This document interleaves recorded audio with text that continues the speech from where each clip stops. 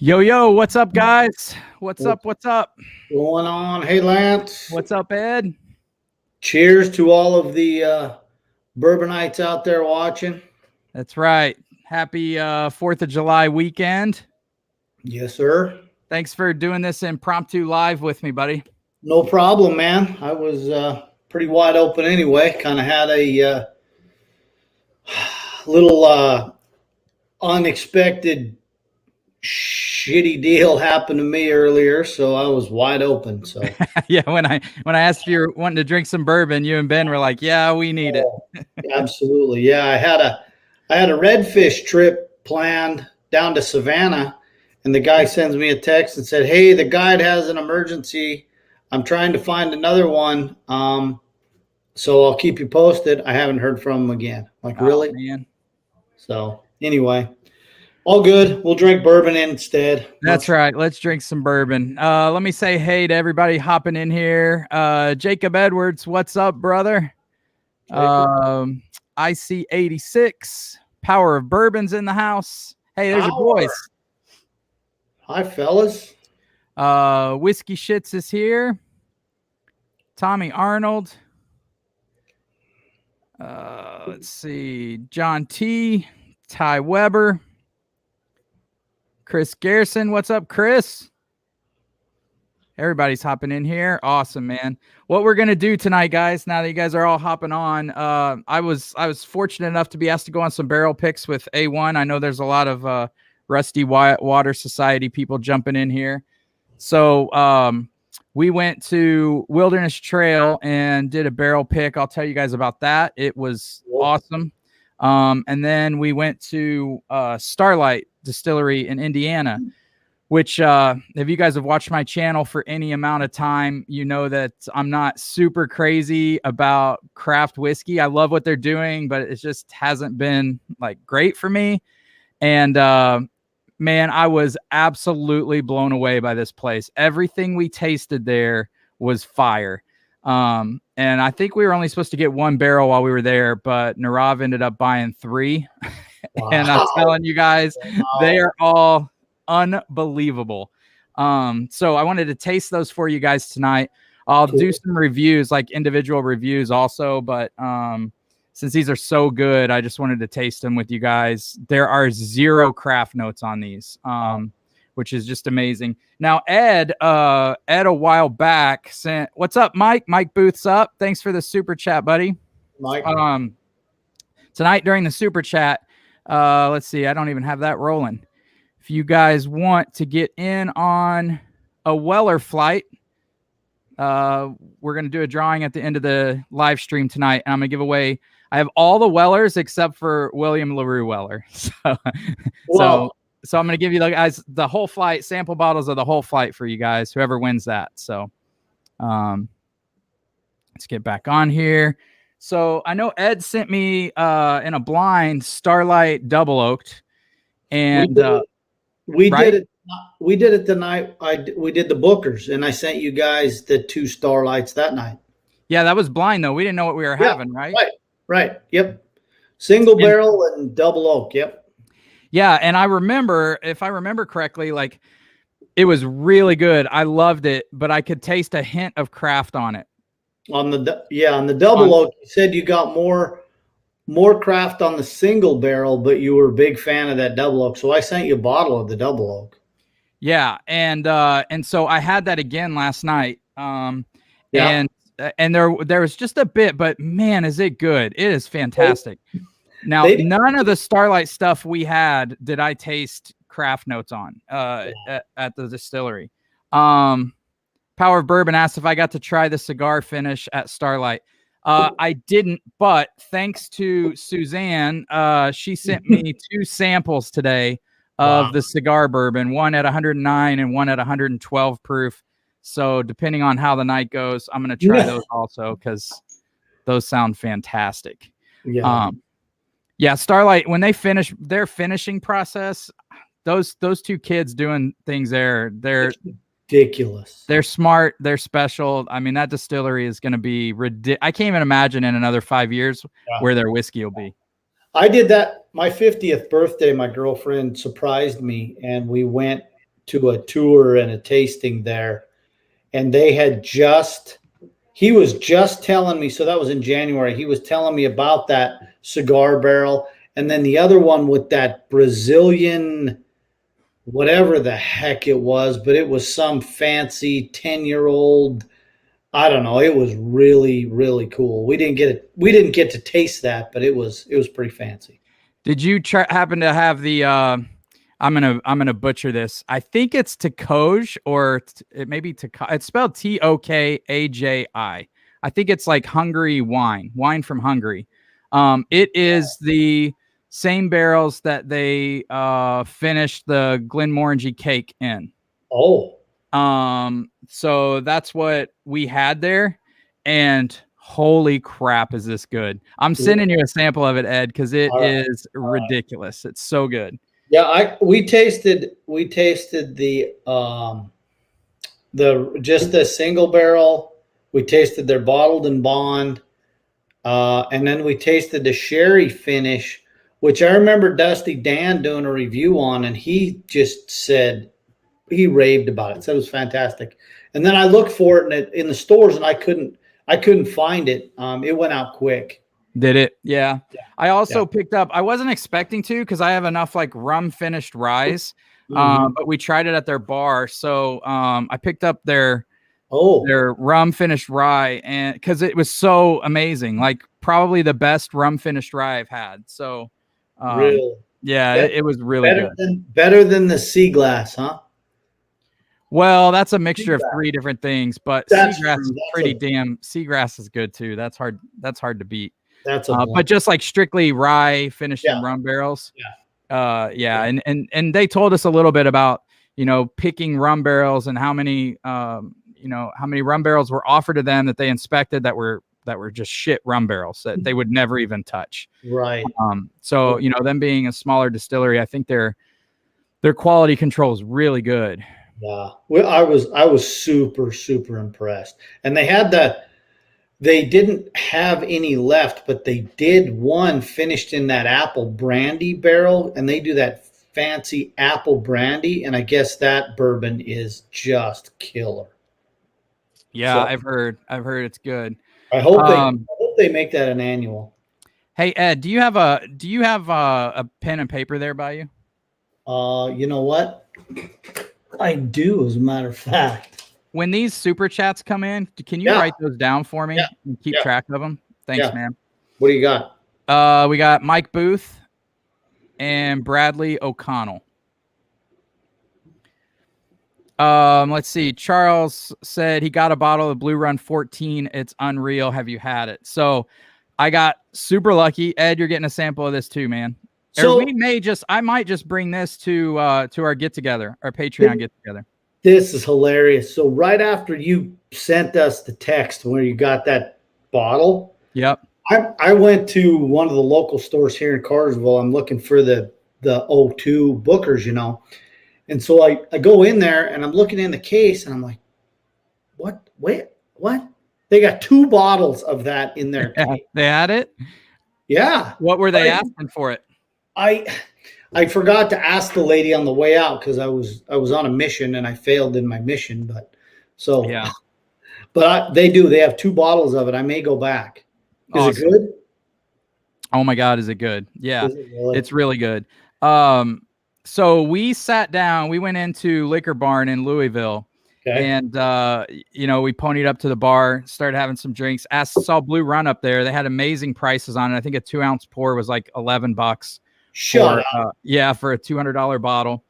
So Narav's like, line them up. We're all going to try it. And he's like, you don't have any of that, do you? After we tasted it, we were all kind of blown away. Yeah. You don't have any, do you? He's like, oh no, we sold out last week. And we're like, oh well. So we're sitting there for another 5 minutes or so. And Narav says, hey, I have this rum, this 13-year rum that was aged in Woodford barrels and then finished for another year and toasted. And this rum is fantastic, Ed. It's going to blow your mind.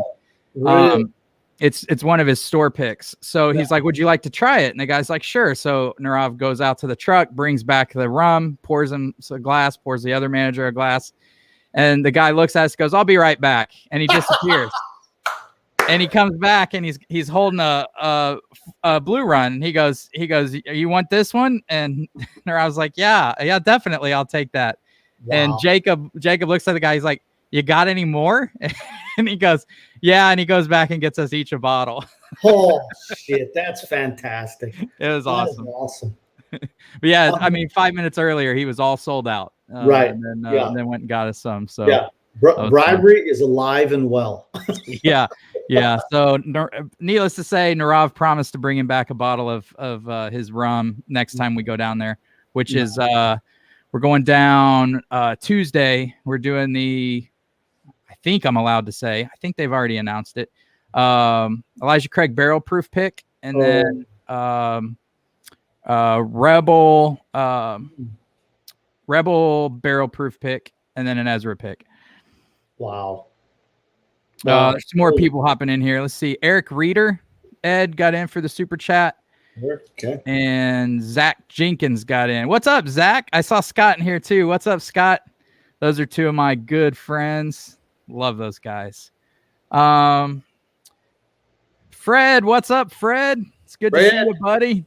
How you doing, Fred? Fred's in here. Yeah, Charles. The retail on that's $199 for the Blue Run.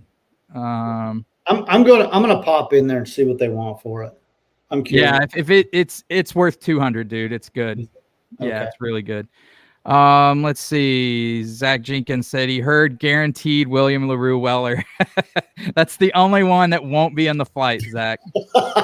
Sorry, buddy. I don't have that good of connections, man. I'm not gonna jinx it, but I'm hoping I have a real good connection back in Montana. One of my fly fishing buddies, he's an outfitter.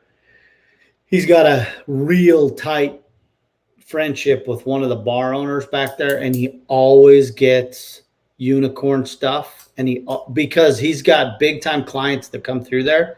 So I told him, I said, if you come across a WLW or a George T. Stag, I said, hold the bottle. I'll send you cash. And the guys, and my buddy Lee says, all right, I'll tell him. He says, he's good to me. So who knows? Maybe prior to the old gathering. Yeah. So you guys listening, we our Patreon crew, we rented this freaking ridiculous Airbnb. Ridiculous. I cannot wait in October. And so we're gonna go down, and we haven't really nailed down everything we're gonna do, but there's 8 of us going. What weekend is that? 22nd, 23rd, 24th. 22nd, 23rd, 24th. So if any of you guys want to go down to Bardstown that weekend and rent an Airbnb, hit us up. We'll all get together. Yeah. Let's see who else is here. Oh yeah, Mike. So Mike's coming. He says can't wait to meet everybody. Nice. It's a good crew, Mike. It's a good crew. You want to open up some Starlight, buddy? I was drinking Wilderness Trail, but you wanted let's see. Well, the only thing I'll talk about Wilderness Trail. I have a bourbon. This was the pick we did in the Advent calendar. This is what I'm drinking, the 6 year. The 6 year? How is the 6 year? It's good. It's more weeded. When you first open it, it literally smells just like grape cotton candy. Oh wow. Oh yeah, it's tasty. I like it. I'm just finishing a little bit, and then we can go. Have you ever been to Wilderness Trail? I have not. So it's beautiful. Did you see the vlog I posted? Mm-hmm. Yeah, it's a beautiful place. Pretty fantastic. Looked like our tour guide, I think, was high, but other than that, it was a good time. Oh, that's awesome. So we sit down to do this tasting, and we've got 6 samples. Yeah. First of all, those of you guys that are in the Rusty Water Society, the Wilderness Trail pick we did was ridiculous. We had 6 samples, and we narrowed it down to sample 1 and sample 5 like immediately. We all pretty much knew that those were our 2 favorites. Blind. We didn't tell each other which one we liked. Wow. 1 and 5 were what we liked. I liked 5 the best in the first pass. And I don't know what everyone else liked the best. I just know 1 and 5, and there was another one that were pretty good. When we narrowed it down to 1 and 5, we left the room and they switched them up so we could taste them blind. And we came back and sat down and tasted them blind. And I picked 1 and everyone else picked 5. What did they swap? Was one the same one, but they blinded? They just swapped it. So they kept sample 1 and 5, and then just mixed them up. And they put a circle on like sample 1 and a triangle on sample 5. So we didn't get 5. Yeah. So everyone picked the one I liked initially best in the end. They were both phenomenal, though. I mean, like either one would have been great. And what was crazy is with Wilderness Trail in the past, I haven't got a lot of crafty notes with them, but in their rye, I got a lot more mint. And this particular rye, I think, is more of a bourbon drinker's rye. It's super sweet, really, really nice. So that's what the barrel pick was a rye? Yeah, we did a rye. Yep.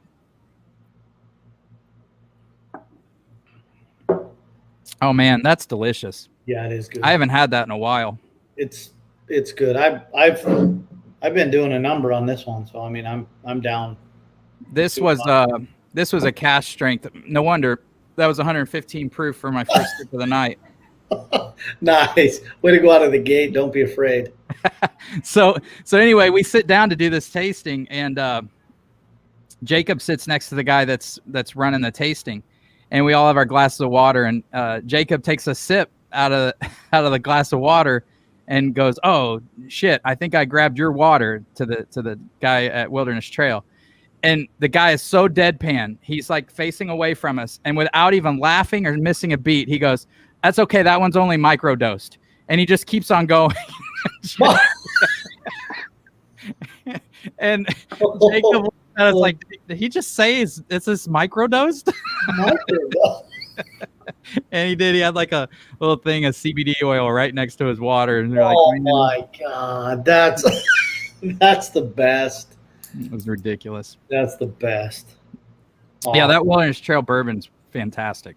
I was always hesitant because, again, craft, and then people jump on that bandwagon. And then after I watched I don't know if it was Minnick or somebody, he had like 5 or 6 women on there. And the woman what is she, like the master something of Wilderness Trail, is a woman way up the freaking food chain in that distillery. And she was impressive as hell. And I'm like, all right, I'll give it a run. And yeah, I'm impressed. It's good stuff. Yeah, they're doing great things. That bourbon's 4-year, and it doesn't taste crafty at all. Yeah, it's good. Let's see. Did you get Charles Tyree for the super chat and Chris Garrison? Charles and Chris. Yep. Okay. Let's see. Fred says just picked up a Blue Note store pick and a Knob Creek Club pick. Bottle popping them both now. Awesome, man. I was going to pop that, depending on how we do tonight, I was going to pop that Freddie No Sherlock pick that I showed you. I took the pictures of that I picked up. I'm curious to see how this one compares to Narav's, because Narav's still to this day is the best bottle of bourbon I have on my shelf. Yeah, it's fantastic. I'm down to just a little bit. A little bit. Fortunately, that is back in Indiana in my tote, so I don't have it with me. I have a surprise for you, but I don't want to say anymore. I just remembered. Let's see. Daniel said, so that 6-year Wilderness is a smash buy. Might have to pick it up. Yes. You think so, Ed? Yeah, you do. Yeah. For sure. It's so good. It's a great start the night, right out of gate pour. It's really, really good. Charles Tyree said he also got a Michter's 10-year single barrel via trade. Was wondering if you've had it. Yeah, I've had it. And it's good. You have to remember, I like higher proof stuff that has long finishes. And for me, like I want a little bit more. But if you like lower proof stuff, because I can't remember what Michter's 10 is. I don't think it's super high proof though for the price. 105 maybe. Yeah, but if you like, sweet, smooth bourbon, you'll love it. As a matter of fact, I had a pour of that, first and only pour I ever had on the the first date I went on with my girlfriend in Did you really?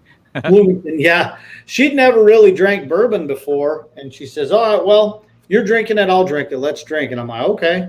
So I gave her my gateway bourbon when I started. I'm like, "Here, have a pour of Basil Hayden. It's as generic as it Yeah, gets." yeah, And I was looking down. I'm like, "Oh, Michter's 10. I've never had it. Heard a lot of people rave about it." Just like you said, it was fair. I wouldn't pay the secondary that it goes for. yeah. Um, hey, hey, Lexi, my daughter's boyfriend's name is David Carr. David isn't giving me super chats in here, is he? I mean, Like David Carr, like the guy that used to be the quarterback. if it's not my daughter's boyfriend, what's up, David? It says greetings from Illinois. And his name's David Carr. So you got another super chat? Yeah, David Carr. Yeah, I got to make sure that's not my daughter's boyfriend though. Let's see. Oh yeah. Jacob said so. Jacob went on the store pick with me, or the barrel pick with me in Narav, and he's got some extra Freddie No picks for you, buddy. Oh, I knew you were gonna like that.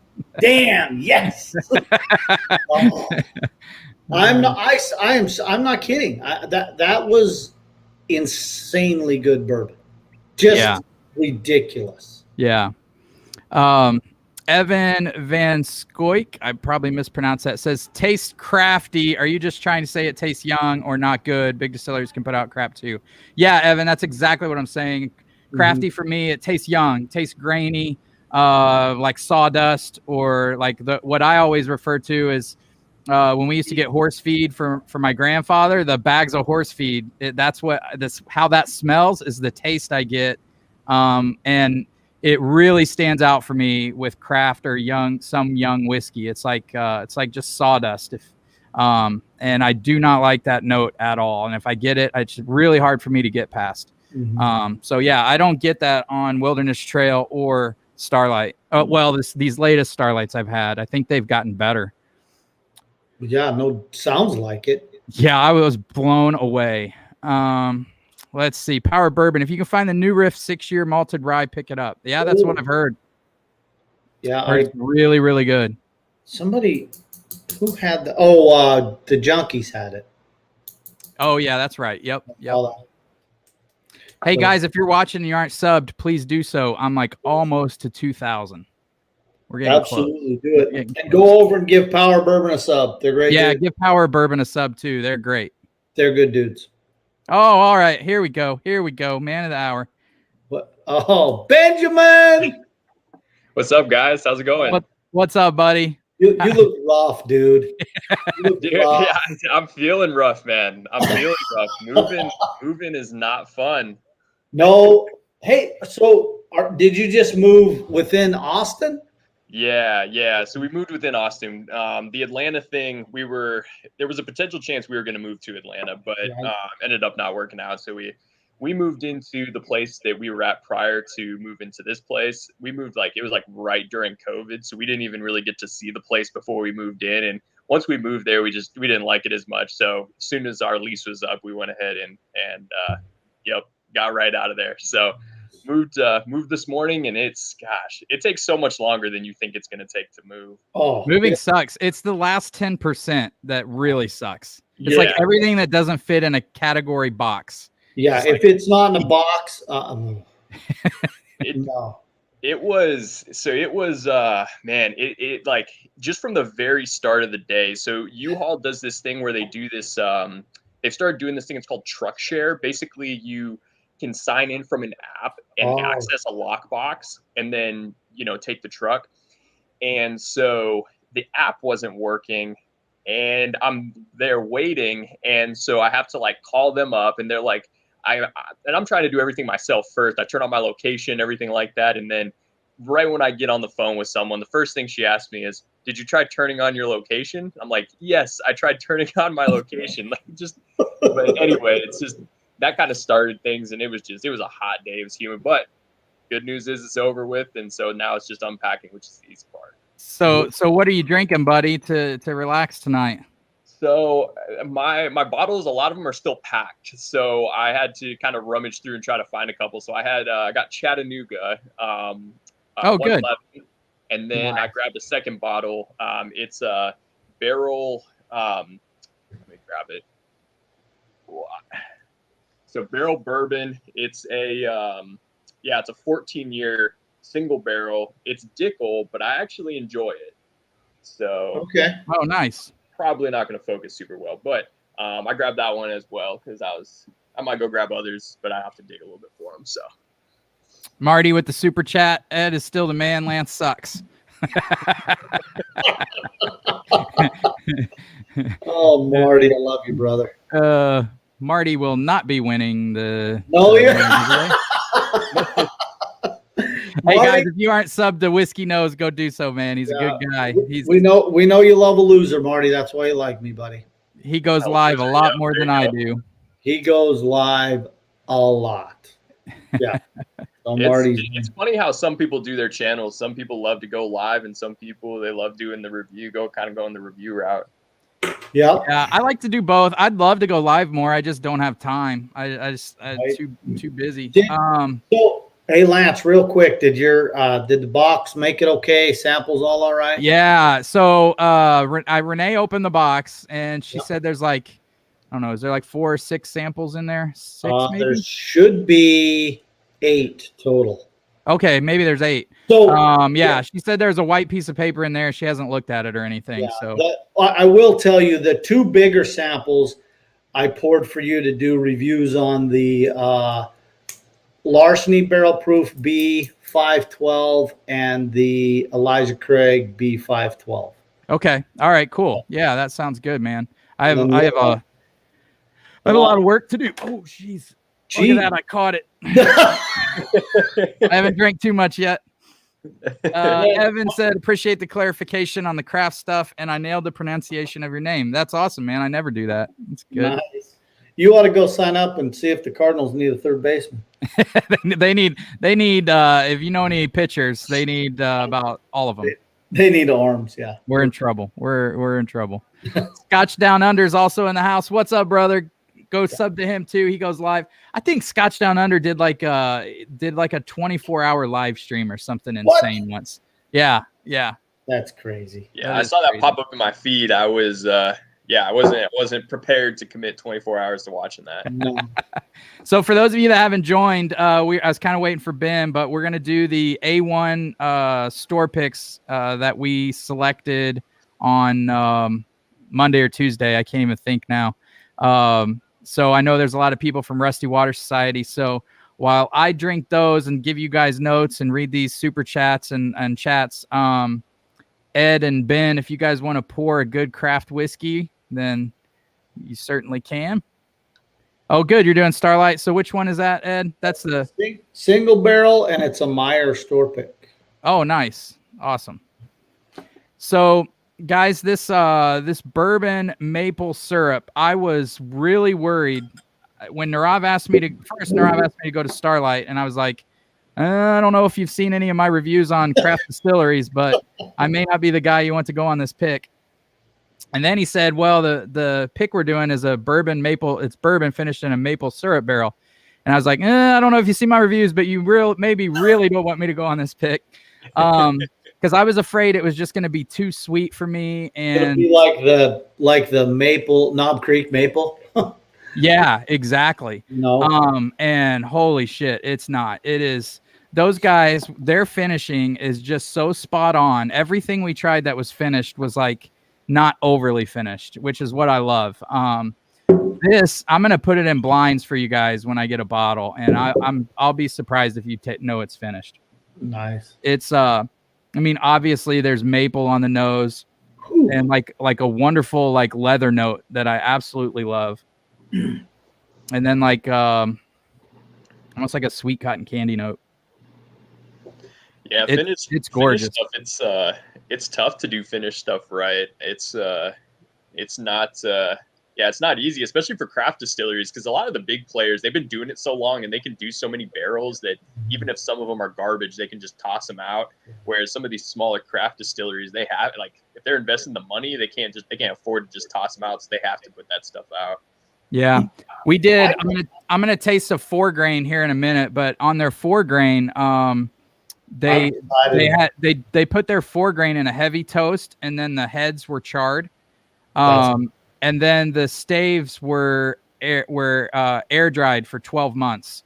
So I think these kids like specialize in cooperage, and I mean, they really know kids. They're not kids; they're out of college. I think the one went to Cornell for business and for spirits or something, and they both have amazing palates. You can really tell they know their shit. So, go ahead, Ed. I watched.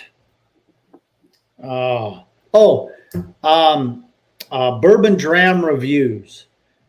He's more on Instagram now. He used to be on a lot on YouTube. He had a interview with the one kid from Starlight. They were on there for about an hour and 15 minutes. I listened to the whole thing, and he was blowing me away. I mean, just blowing me away. He's 26 years old. Yeah. And I'm thinking, how are you? He's really deep in the science. Yeah. It. Yeah. Pretty. Yeah. If you watch that vlog I just posted, like towards the end of it, I just have like a couple clips of him explaining the barrels that we ended up going with. Mm-hmm. And you can tell, man, the kid's just super passionate. The crazy thing to me with distilleries is we went to Wilderness Trail, and the kid leading our tour was just kind of, it was blah. I mean, I think he was high, he was fine, but he wasn't anything exciting. Then you go to Starlight, and you have one of the distillers go with you and help you pick barrels and show you the farm and go on these tours. He's so passionate about it. These distillers are like, they are the selling piece to me. They're but you can't have them selling everything and leading these tours because they got work to do, So I think it's a really hard balancing act for these distilleries, because the tour at Starlight was 5,000% better than the tour at Wilderness Trail, just because the kid leading it was so passionate and he's been on that farm since he was, a baby. He knows everything about it. And he sold the place for me. And thank God the whiskey tasted good, because I'd hate to tell him that it didn't. Right. It is a really good tour. Like I was telling Lance, Ben, I got to go on my girlfriend surprised me for my 50th birthday, and we went on a distillery and tasting. And the one of the younger kids started out with us, but they had a barrel delivery and some other stuff, and he had to bail. And then the rest of the tour, the guy was, he was okay. But just to see what they've done in a small area and how well that they put that together is fantastic. It's really a cool place. And, they do wine as well. So it's a great place to bring your wife or girlfriend or whatever, just because. I don't know if you guys ate. Yeah, they have like a farmer's market, and they're just a great place. We got to meet the owner and the wife and both the kids, and nice. They're all fantastic. This bourbon maple finished, guys, I'm telling you, if you think you don't like finished whiskeys, you haven't tried this, because this thing is fire, as Narav says, and you guys are going to be sorry if you miss out on it. It's 4 years. The entry proof, I think, I don't know what the entry proof was. The proof on it's 110. And it's a mixture of 4 grain and 3 grain that went into this syrup barrel, and it's not overly finished at all. Like, you probably wouldn't even know if you had it in a blind, but if you're tasting it, it's got all those like sweet maple notes, beautiful leather, kind of like a sweet tobacco note to it. Really sweet, great finish. It's awesome. You guys are going to flip when you have it. Nice. Let's see. Jason from the Mash and Drum is here. What's up, buddy? Jason. Tommy Arnold. He's in Rusty Water Society. He asked me, when is the bottle chug? Man, I got stuff to do tomorrow, Tommy. Man, all right, I'm gonna move on to the next one. what do you think was your favorite out of the ones that you went and tried?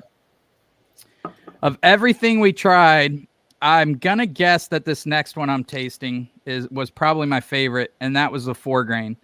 And we went. Yes. What's that? That's what I guessed was going to be your favorite. This 4 grain. It started off in heavy toast, and like I said, they charred the heads, and then the staves they air dried for 12 months.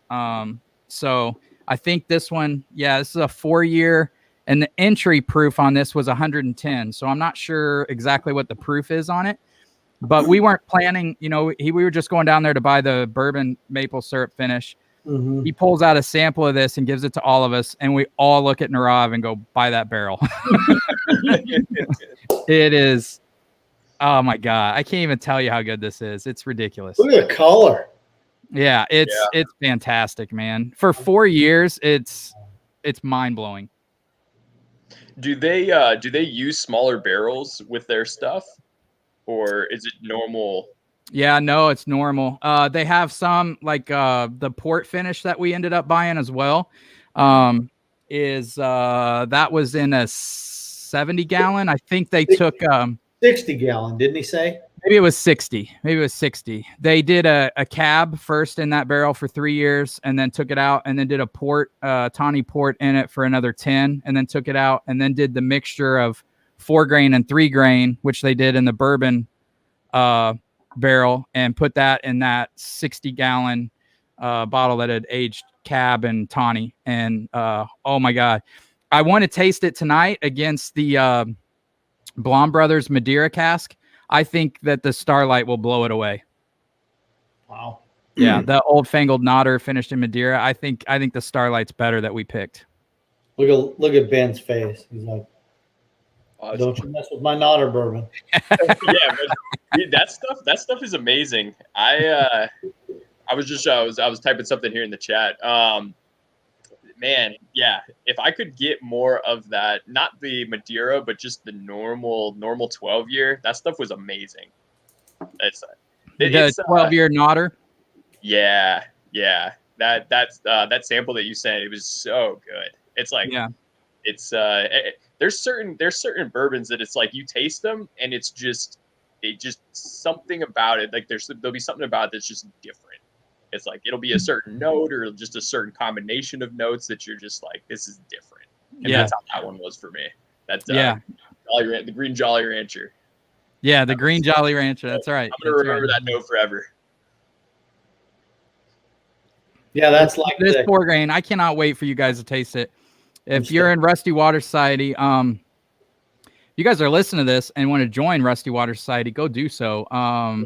They're fantastic. Narav at A1 Liquors will post he'll say, whatever barrel he's releasing. Usually he'll say he'll release it, say, hey, post in if you want it, and then the first 250 people that post in get the barrel, or a bottle, which is fantastic.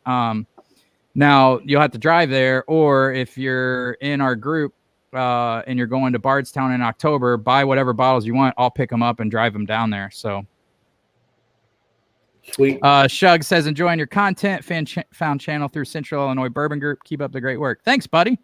Don't forget to write him down, Ed, for super chat. Yep. You got Ed counting. Look at that. Yeah. Put Ed to work. That's right. You got Ed. Look at that, Ben. Look at that. I know that shirt. The shirt was nice. Mine was a little big, man. But when I put it in the wash, it shrunk up perfect. So I'm glad I sized up on it. Yeah, those shirts I'm surprised with Teespring on the quality of those shirts. They're nice. Yeah. They did well. Yeah, they did good. Tommy says Shug rhymes with chug. Guy is killing. Dang it. He's going to make me chug something tonight. Yeah, guys, if you're in Rusty Water Society, do not sleep on this 4 grain. No. I think it's my favorite thing from our. I mean, we all looked at each other and we're like, what the hell is that? Buy that barrel. Wow. Yeah, it was that good. It's that good. So then the last one here, is the port finished in the Kelvin cooperage. So, and again, that's a mixture of 4 grain and 3 grain. So I'll try that next. I'm gonna grab this old Nodder. Oh yeah, there you go. Chug that. Yeah, no, I'm not chugging that. If you're doing a chug, then I get the basil. Get the basil, yeah, you get the lowest proof thing that you have. Right. Get the benchmark. And for you guys listening, we're gonna try Blue Run here in a bit. Oh, Blue Run. That's the So, is that the 13.5 or the 14? we got the 14, Ben. So you missed the story, but we went to Liquor Barn, and they have have you ever been to their bars at Liquor Barn? Mm-mm. So a 2-ounce pour of Blue Run was like $11. It was insane. Yeah. It was great. So we sat down, had it. We all loved it. We asked the guy if he had any. He's like, no, I sold out last week. We're like, well, shit. So we have a couple more pours, and Narav gets up and goes to the truck and brings back his he got a barrel pick of a 13-year rum aged in Woodford barrels, and then another year in a toasted barrel. And it is the best rum I've ever had in my life. You guys will be tasting it, by the way, for our 2000 live stream. So, so he gives him a sample of it, and the guy loves it. And he's like, I'll be right back. And he takes off, comes back in, and he's holding a Blue Run, and he hands it to Narav, and Jacob goes, you got 3 more of those? He goes, I do, just a second. And he went back, and we all got a bottle after he told us he was sold out. Yeah. See, Yeah. The power of a little bit. bribery. Yeah. We just had to grease the wheels a little bit. Right. The power of bribery. What's that? The power of bribery. Yeah, exactly. Alive and well. Yeah. Ben, I was telling Lance when he was telling that story earlier that I went into a local store here. I was looking for the 02 release of Booker's, and I look in the case, and I'm like, what the hell? There's 2 bottles of Blue Run sitting in the case. I was like, that's what Lance just snagged. So yeah. I'm going to go back and see what they want for him. Yeah, I mean, probably $400. Hope not, but we'll see. Anytime you find something on the shelves, it never fails. You see something on the shelves that's rare, it's always secondary prices, especially if it's behind a case. Yeah. So guys, from Rusty Water Society watching, I just poured the port finish, and Blom Old Nodder finished in Madeira. And on the nose, there is not even a question which one's better on the nose. And it's the Starlight. It destroys it. Just destroys it. Yeah, that Madeira finish. It's a miss for me, man. Yeah, they took a real good bourbon, and then they ruined it. Yeah, see, I think what they did, I think they got an MGP barrel that wasn't great. So they finished it in Madeira. That's what I think Blonde did. That makes a lot of sense.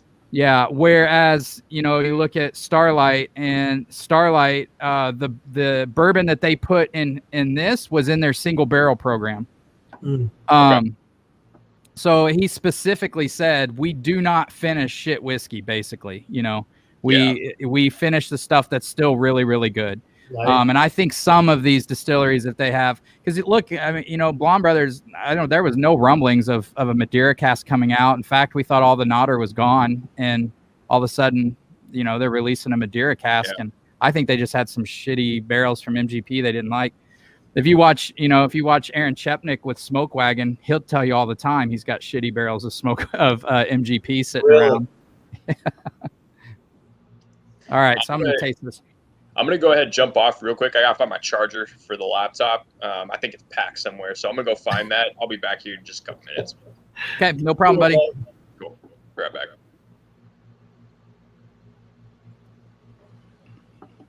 Well, yeah, I think I like Starlight better, man. It's so good. The thing with Starlight is all their finishing is just not overly done, which for me, I love. I think it's pretty cool that back in whenever we did that Booker flight, and I sent you guys those blinds. I think it's great that you ended up going there and seeing that they're making some good stuff. Yeah, I'm super pumped about them, and I'm pumped about them now. Oh, I meant to tell. I don't know if Scotch Down Under's still in here, but he'll be interested in this. We tasted. He'll tell me how to pronounce this too. They finished their rye in Hungary wine. I think I don't think it's spelled pronounced how it looks. It's Tokaj, I think, but it's Tokaji, which is the same. Spell it again. It's Tokaji. It looks like Tokoji, but I don't think that's how it's pronounced. It's a Hungary wine, I think. Yeah. And it's the same barrels they use to finish Glenmorangie cake in, which is fantastic if you've ever had that. So, Jacob said RWS is a closed group, so reach out to a member to get an invite. Shoot me a friend request or ask Lance to add you. Yeah, do that. And don't be an asshole if we add you. Yeah. All right. Oh man, the finish on this is really long too. That's good. It's really good. Really, really good. So you guys just did the two. You did Wilderness and Starlight on this run, right? So we got to the hotel and we did a Russell's pick. So we did a Russell's pick from Warehouse F. And funny enough, we got to Liquor Barn and they also had a pick from Warehouse F. So we bought that to compare the picks we had. We were all unanimous on the Russell's pick. It honestly wasn't hard. Like there was one that was head and shoulders above the rest. And it's really good. It's really sweet. A lot of honey. Kind of, for me, a little off profile from Russell's, but really, really good. If you like sweet, easy to drink bourbons, you are going to absolutely love the Russell's pick we did. Nice. And then we did Wilderness Trail. Then we did a barrel bourbon pick. And this was before we picked the port finish at Starlight. So where's barrel? We selected a 18-year, I think it's a mixture of MGP and Kentucky, finished in port. Yeah. So we actually have two port ones. Wow. So where is barrel? I'm not really sure. We did it on the side of a truck. It was great. Pulled over on exit 412 and hey, meet us right over here. Hey, I mean, we only picked 6 barrels in a day. We had shit to do. We had to move. You're down your liver, I swear. It really wasn't bad. I don't know what that says about me, but it wasn't near as bad as I thought it was going to be. And when we got to Starlight, though, man, there's everything we tasted was fire. So good. And that was the one I honestly thought, I was like, man, I was legitimately nervous to go because I was like, I don't want to say that I don't like these picks. And right. Thank God. I mean, trust in Narav. I loved everyone. They were all fantastic. When you posted in the Patriot, when you said you're going to Starlight, I was laughing my ass off. I'm just like, this is going to be a freaking dumpster fire. Lance is going to be bitching the whole time. Oh, that was awesome. That was great, though. I want to go there.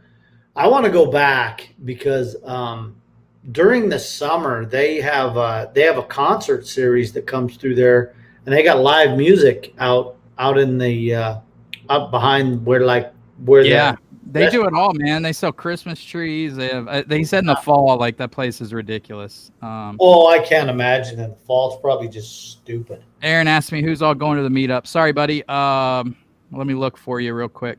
Everybody but you, Aaron. You got bounced. Aaron did not get bounced. I know. I can't wait, man. I'm stoked. Hey, Aaron. There'll be a little something for you if you grab me another 107, please. I know let's see here. Mike Booth's going. Ben, Ed, Brett, You guys don't know Brett. He's awesome. Tony B is going and Ed Bell. So there will be an epic bottle share. I'm There positive. will be some ridiculous bottles if Ed Bell's gone. Yeah, if it's going, there will be. I mean, jeez. All right. So somebody asked me about the Starlight cigar bourbon. This is the 112. Susan sent me a sample of this. Thank you so much. So I'm going to try that because I haven't had that. Any more chats? Are we good? Let me see. Oh, no more super chats, I don't think. Let me scroll up and make sure I didn't miss anything. You got Shug, right? Yep. Oh, Bradley says chug of the blue run to finish the stream. I don't think that's going to happen. No, don't do that. Don't, please. Oh, damn. What is that note? This is the cigar bourbon from Starlight. Wow, the nose on that's incredible. I'm trying to figure out what that note is I'm getting. Dennis Grayson says, "What's up, Bourbon Brothers? Cheers, buddy." Charles Tyree, just poured my third glass of Blue Run 14. I can't quit because it's so damn good. I know, man. We loved it. I can't wait to open it here in a second.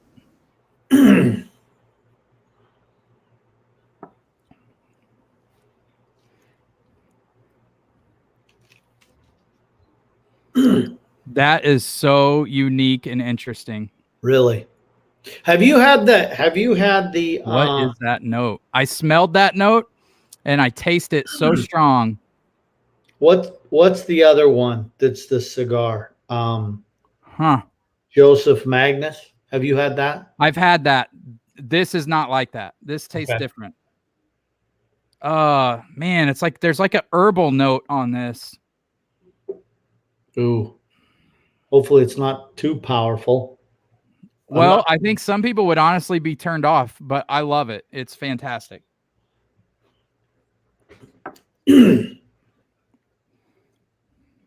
That's going to drive me crazy. You ever get a note on something and you can't figure out what you're tasting? Yeah, I did that the other night when I cracked the Fusion 5 from Bardstown. I bought the Fusion series. Yeah. So that Fusion 5 is really good. It's a perfect summer whiskey. If you're going to drink it when it's hot out, and I'm sitting there and I'm drinking it and I'm like, what is that flavor? There is like have you ever smelled like the spirit? This is gonna sound awful, but it's not. You ever smelled the spearmint? Like if somebody is chewing tobacco, that spearmint tobacco. Yeah. That's what this reminds me of, like a spearmint tobacco. So that it's something else. I can't nail it down. I've got it. When you said that, I have the perfect. So if you ever played baseball, and back in the day when guys would take Icy Hot or Bengay and rub it on their shoulder, and then get tobacco and Bengay together, that's what I'm picturing. Yeah, that's very accurate. Please God, no. I don't know that you would like this, Ed. I'll try. Hey, I came around on the 17. It's really interesting. It's really herbal, and there's definitely tobacco notes on there, but also some like spirit. I don't know. I honestly have not looked up any information on the cigar. Is it their rye? I don't. I've never. It's their bourbon. It's their bourbon. Okay. As long as it isn't medicinal, I'm good. I'll. It's so interesting. If you guys have had this, let me know what your notes are. I don't know if they. Somebody was in the chat and said they had the 112, which is what I'm drinking, and that they loved it. It's just so, and I love unique bourbons. I like stuff that veers off the, I mean, I love them all, but I don't always want to drink brown sugar and caramel. And so this is different, really different. Right.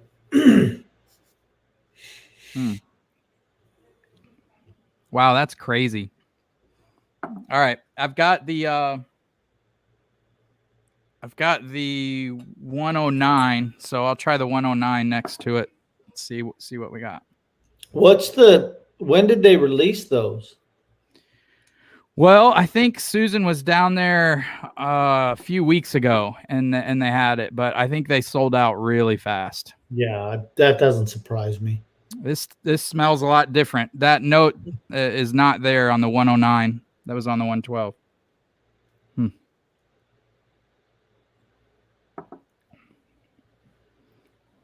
Oh wow, totally different. Really? Yep. Awesome. Like 70% different. There are some similarities there, but man, isn't that crazy? I recently had bourbons that were on the same floor, same rick house, same mash bill, and they all tasted different. It's really in my mind. Yeah. I think I'm gonna give this a crack. Haven't opened it yet. Oh, is that Freddie? Oh no, that's a Freddie No pick. That's the Freddie No by Sherlock's down here in Georgia. So nice. Let's see. Whiskey Knows asks what meetup. Marty, you know what meetup, man? The one in October. Yeah. Okay. So Nicholas asked he'd be interested to know how that compares to the Joseph Magnus cigar blend if you've had one. I've had Joseph Magnus. I've not had their cigar blend, and I think those cigar blends are wildly different from year to year. Each batch is wildly different. So, I haven't ever found a bottle. It's one of my unicorns. I cannot track down a bottle of it. Can we do a live stream bitch about Knob Creek's wax one more time? Dude, last time I got one, it was easy. Like they changed it. It's horrible. This one exploded everywhere. I just I cracked the FAE 01 that thank you TJ from Power Bourbon sent me a bottle of it, and that wax on Maker's Mark, they got it dialed in. That's perfect wax. Yeah. The best.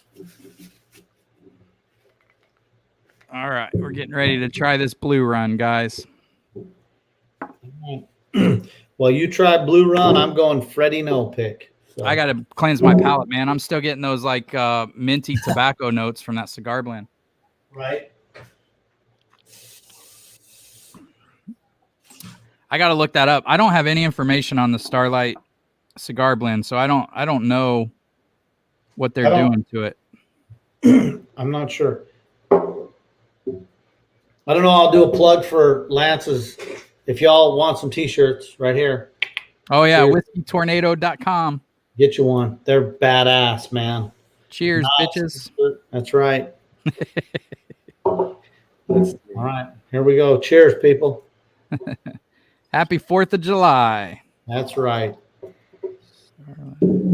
Man,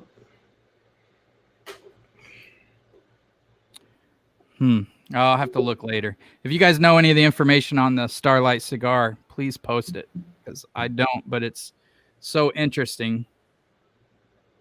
I've never tasted a bourbon like that before. Really? Yeah. I am super curious now. I don't know that you would like it. All right. Well, but you might. Who knows? Who knows? Just knowing your palate. Knowing my peanut. Did you get Tommy? I did, Tommy. I'm sorry. Did you see Tommy's comment? You must have been. Did you get Tommy down for the super chat? I got him now. Okay, yeah, I did, Tommy. I'm sorry. I got distracted, which is not hard for me to do. Charles Tyree says, "Awesome shirt, guys." Yeah, thanks, right. It's Teespring, so I was a little worried, but I got like the highest quality one you could get, and they're awesome. It is awesome. Yep. So on those samples I sent you, yeah, 1 through 4, do those as a flight, and then 5 and 6. I'm curious to see, pick whatever foolproof type bourbon, barrel proof stuff, and do a flight of 4 and put those in, because I'm curious to see how they stack up. Oh, okay. All right. So pick 2 foolproof that I've got. Any foolproof, yeah, you got. Like Okay. maybe drop that Weller full in there and something else, and then do those 2. But then the 1 through 4 is a flight of its own. Feels only fitting to do an ADHD Merca on 4th of July weekend. Oh, I love it. Now, if you're gonna do ADHD, I don't care if it's $200. You got to do high pour like this. Oh, I'm not doing a high pour with this Blue Run. He would. He'd do a high pour with freaking Pappy 15. Yeah, go look what he makes on Patreon. He can afford that shit. Well, no shit. So this is what we're doing, guys. Blue Run, 14-year. Ed, you got any really good stuff in the hotel you want to open? Well, I just opened that Freddie No pick. Oh, yeah, that's right. I'm sorry. So, oh my God, this is fantastic. So this is a 10-year. 10-year store pick, Freddie No. Okay. I'm letting it, it's the neck pour, so I'm letting it air. Oh, geez. Pretty fabulous. This Blue Run is stupid good. Is it? Yeah. Oh my God. It's so fruity, man. Really fruity. God dang it. What? Fucking Jacob. Look Look at his super chat. Oh, look at that. Jesus. Chug, chug, chug. God dang it. My wife's sitting right over there. You guys are going to get me in trouble. I got to see what I want to chug here. Hey, Jacob.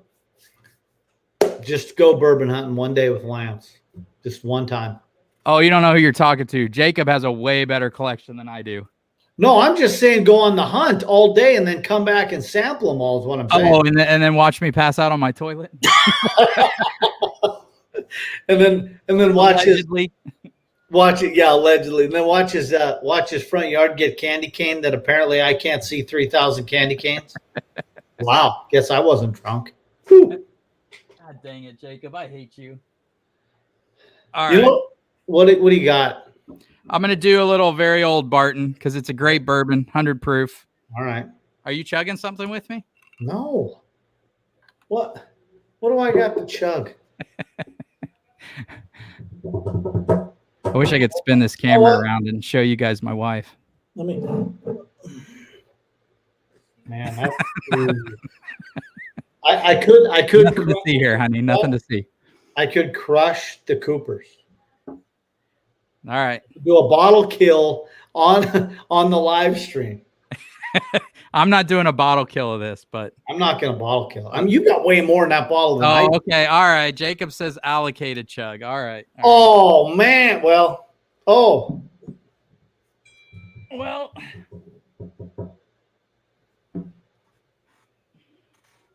let me see what I got back here that I want to chug. Allocated chug, huh? Oh, I know. Is Elijah Craig Toasted Barrel? Is that allocated? Hell yeah. I can't find that shit. Oh, it's not worth it. It's not that good. Mm-mm. Hold on. Everyone's gonna hate me for saying that, by the way. I know.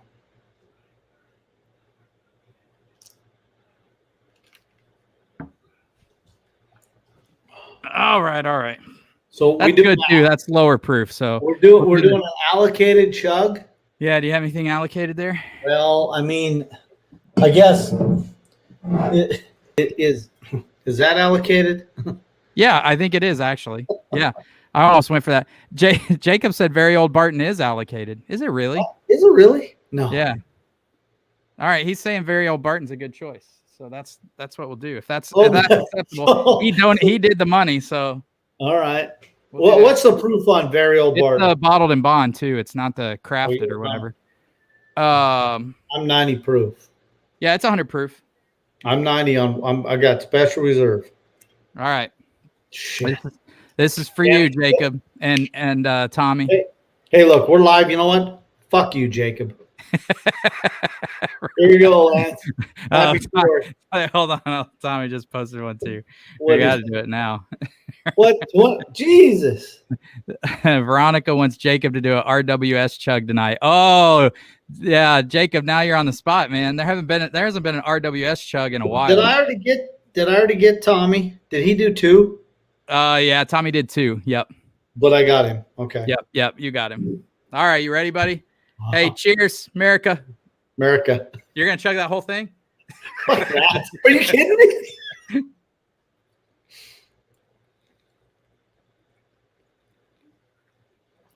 Oh. Woo. Damn you, fucking Jacob. God. That's very old Barton. I forget about this one. That's damn good $15 whiskey. That's pretty good $32 allocated bourbon right there. Awesome. Wow. All right, guys. I hope that sufficed. Hopefully we make it to 10 o'clock. Where's Ben, man? He left. He's supposed to be on here. He just moved. He needs a chug. Yeah, he just he said he's taking longer than expected.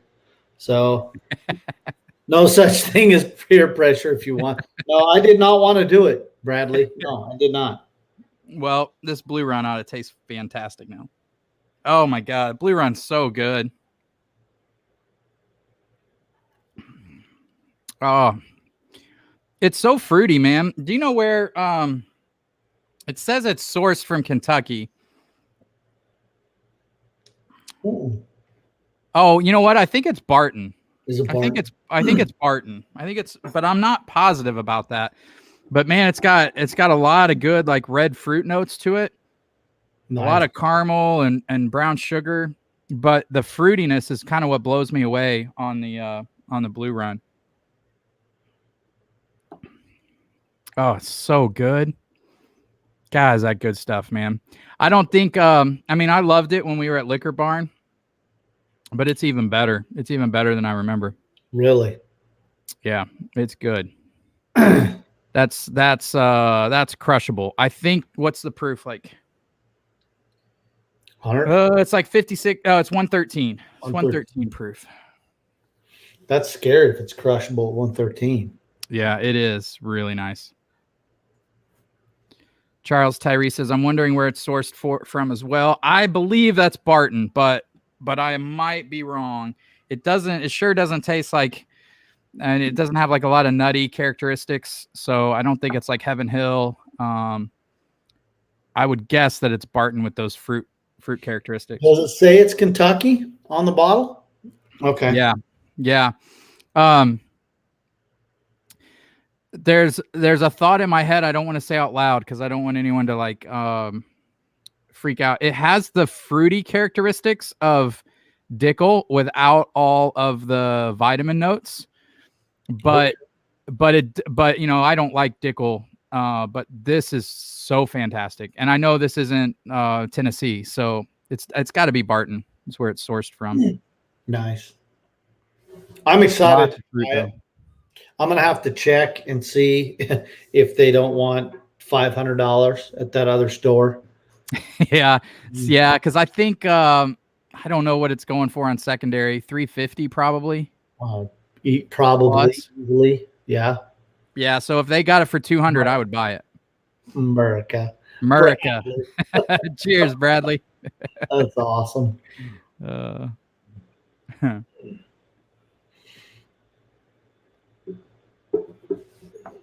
Yeah, that Blue Run is so good.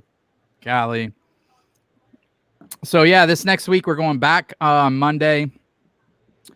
No, Tuesday. I'm sorry, Tuesday. Doing the Elijah Craig barrel proof pick, which I'm super excited about. Wow, that one. That's the one I'm looking forward to. Yeah. I mean, granted, I'm all over the Starlights. Any of those. I want to get 4 grain. I'll be popping into the Rusty Waters for sure. Yeah, dude, I'll pick you some up if I can get my hands on it. I know I can get 1 bottle. I don't know. We'll see. But yeah, you're in the Rusty Water group anyway. So yeah, when you see the post, just put in. Dennis said it's a hand bottle in Bardstown by Blue Run Spirits. So that's Barton, right? I think so. Yeah. I think it is.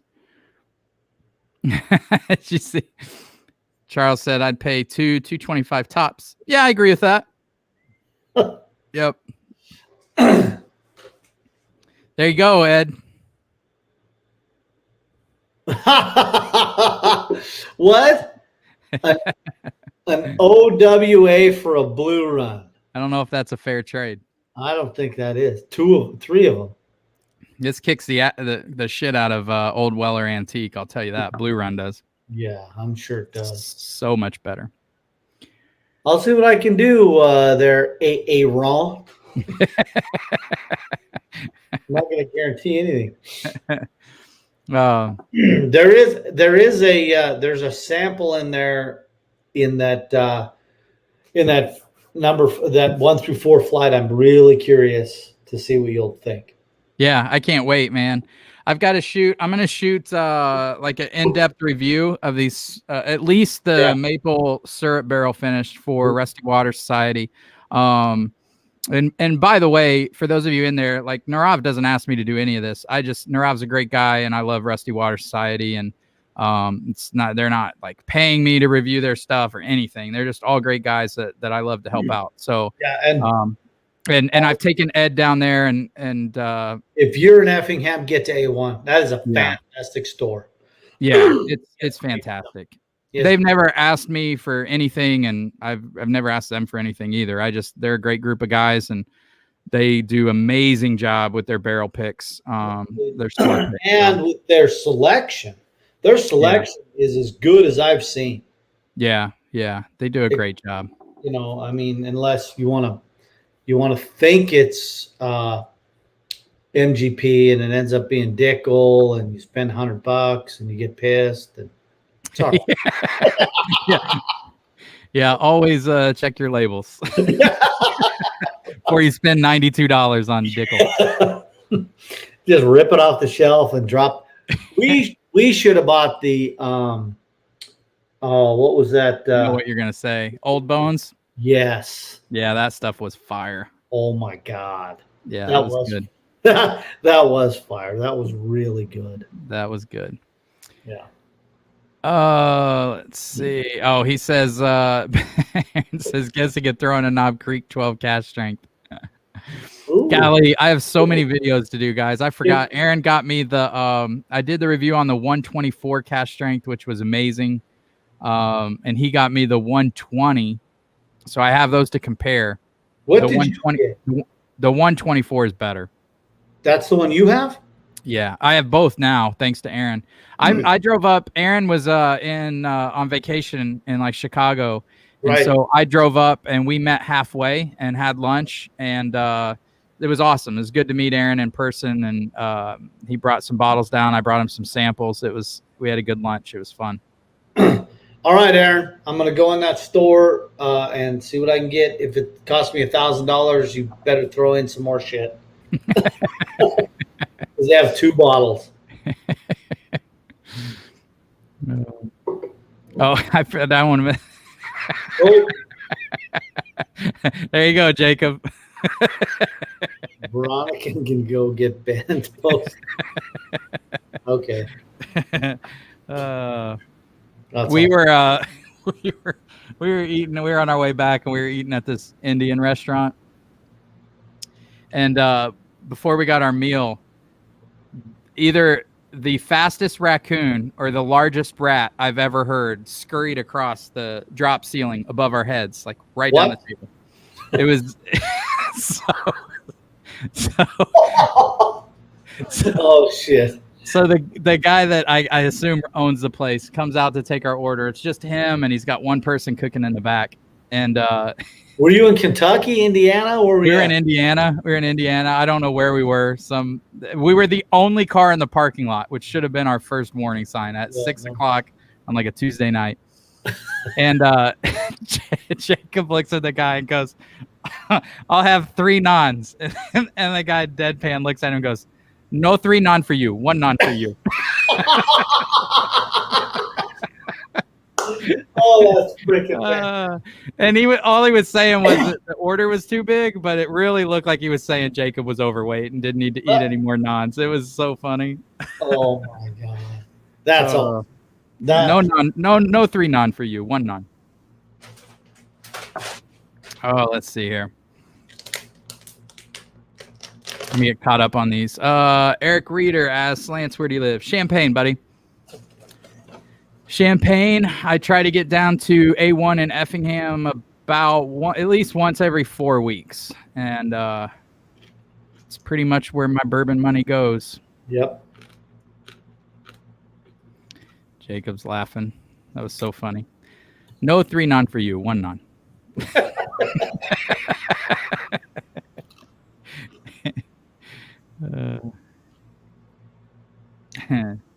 Oh, he said she out bottle checked him a couple times. Uh-oh. Who's Veronica?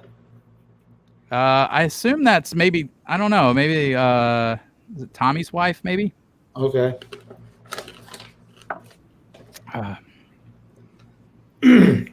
So Ed, what's your favorite daily drinker nowadays? I already know what you're gonna say. I already know. No, actually, that's it right there. Yep, that's what I was gonna guess. Yep. God, it's so good. Yep. It's either it. Let me see. Yeah, it's probably it's this because I'm just crushing the shit out of it. If you can tell. Yeah, it is fantastic for under $30. Ridiculous. It is ridiculous for $30. Yep. The other one I've been going back to, and I swear it just gets overlooked. 101 is so good.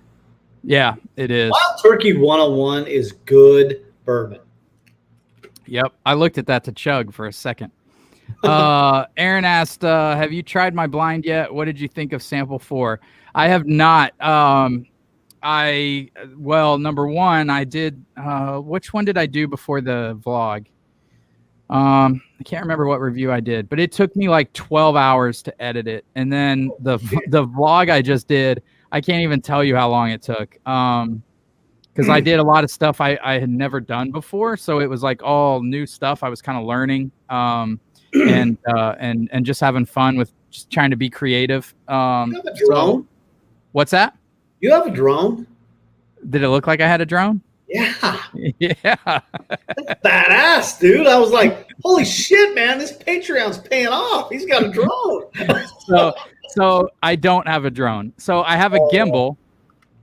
And there's a trick you can do with a gimbal where you start low and you kind of swoop up and then go way up and away from it. And It kind of looks like a drone. The other 2 shots in the vlog were stock footage that I bought that I just put in there just as like a reference of where we were. So yeah. So, but I mean, everything but those 2 shots, those 2 stock shots were stuff I shot on the trip. Everything else was stuff I shot on the trip. So yeah, it was a hell of a video. It was good. Yeah, thanks. I mean, it's okay. It's just I'm learning and just trying to make, cool content for you guys. But yeah, it probably took me 20 hours. I bet 20 hours of editing for a 7-minute video. Are you going to do a live, or are we going to do anything at the meetup? Yeah, I would love to. So one thing I thought about doing at the live or at the meetup, we got to go live from that place because it's sick. Yeah, it's ridiculous.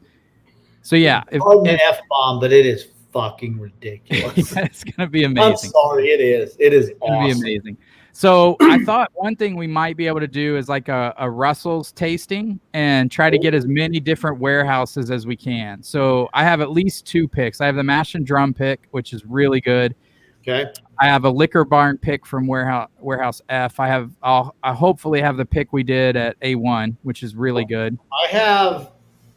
What do I have? I have a Total Wine. Russell. What warehouse is it? Do you know? No, I'll look when I go back to Indiana. I'm not sure, but it's ridiculous. So good. That's another bourbon that is so like underrated and nobody drinks it. Russell's is so good. Yeah, it's ridiculous. And I've really been enjoying like tasting different warehouses and really exploring Russell's and seeing how different, the same mash bill from all these different warehouses can be. I mean, Really Russell cool. 10, you can get it I've got it for $30, Yeah, it's good. and it's really good. Yeah. So what another thing I thought we might be able to do, and I'll talk to you guys about it, and we can vote or whatever. Is one day maybe go to. Have you heard of Bar 30? No. So Bar 30, we can go there. We don't need an appointment or anything, and we can mix our own blend. And so we would be able to. We can. I think they've got like up to at least 13-year MGP light whiskey, and then they've got rye, they got wheat whiskey there. They have their own barrels, and we determine the blend. We determine how many bottles we want to buy, and they'll sell us the bottles right there, label them right there. So for our Patreon members, we can just ask them beforehand, hey, we're going to do our own blend at Bar 30. Do you guys want a bottle? If so, say you're in. Then we can go there and do our own blend and have those bottles, and I can ship them to everybody. That would be awesome. I thought that would be really cool for us to kind of do, but. And then that deal that Power Bourbon posted, and I shared it with you guys about Heaven Hill. Yeah, that would be awesome too. Where you can pour your own bottle. Mm-hmm. I mean, I think, that would be cool as hell. Hell yeah, that would be fun. We need to do that for sure. Mike said, I'll bring what's left of the 13 and the mash and drum pick. Oh, you got the 13. Nice. 13? I have not been able to find it. Mike, what do you think of 13? I've heard mixed reviews. The mash and drum pick, the Russell's mash and drum pick is crazy. Really? Like you think it's done, and then you wait like 10 seconds, and all of a sudden, like this finish just like hits you hard. Is it a rye or a bourbon, Lance? It's the Russell's Reserve pick. They did. Okay. Yeah, the finish is forever. It's really a cool pick. But they didn't really get to pick. They just pretty much sent, the Wild Turkey team what they were looking for, and I assume he picked it, but who knows? And he said, Jason told me for Mash and Drum they got about 85% of what they were looking for. And the pick is fantastic. It's awesome. Scotch Down Under said Russell's is good shit. I want the 13. Yeah, me too, buddy. I just have not been able to find it. I've been to 9 stores down here. No good. Aaron says he can bring some Russell's picks. Cool, man. Yeah, so this is one of the guys I heard from this was not a fan of 13. Really? Yeah, he's okay. Jacob wasn't a fan. So I bought an extra bottle of this Freddie No, and then I also got the Sam Houston 15, but I haven't opened it. I thought I'd save it for the trip. Oh, nice. Yeah. Dude, and the bottle share is going to be insane. Yeah. This Blue Run is like so stupid good. Really? Fuck, it's good. Like I'm still sipping on it, man. It is awesome. I gotta laugh. Your audio is amazing. I love it with this new mic and stuff. And then you're like, "Fuck, it's good," and it's just like quiet. That is perfect. It's so good. I love it. As long as the kung fu voice stopped. No kung fu. All right, good. Man. What? Okay. You still drinking the knob? Yeah. You love the knob. All I know is that if you put Freddie No involved in a pick, it can't be shitty. Yeah, no. It can't. The guy's a legend. It's good stuff, man. Yeah. Yeah, Jacob said, "Don't chase the 13." In my opinion, I gotta unless I get a sample, I gotta chase it because I gotta know. I gotta know if I like it. I'm such a huge turkey fan that I gotta know. So I haven't found it yet, but if I do, I'll let you know. But if your buddy Narav comes across the O2, the tag along, I've heard amazing things about Oh, the for bookers? yeah. I've never asked Narav for anything, so I'm not sure. I don't bother him about picks and No, stuff. don't But ask. I mean, if he gets bookers, yeah. If he gets it, if I see it in there when I'm in there, I will. If I see it anywhere, I'll 1000% grab you one. so yeah. If anyone knows out here on the live, I'm a bookers geek. It's my hello, Ben. There we go. He's back. He's back. Yeah, it's rough unpacking stuff when you're trying to scramble to find something and you you have pretty much every single box in the house to go through. So Oh, don't worry about it, buddy. This was like impromptu, and I was getting everything set up, and I was like, man, I just spent so much time editing the last video that I didn't have the energy to edit another review. And so I was like, well, I want to get a second video out this week, so I'll do a live stream and kind of review these picks for everybody in the Rusty Water Society since they're so freaking good. Mike said he likes the 13, but the Russell's barrel picks he likes better. Oh, okay, nice, Mike.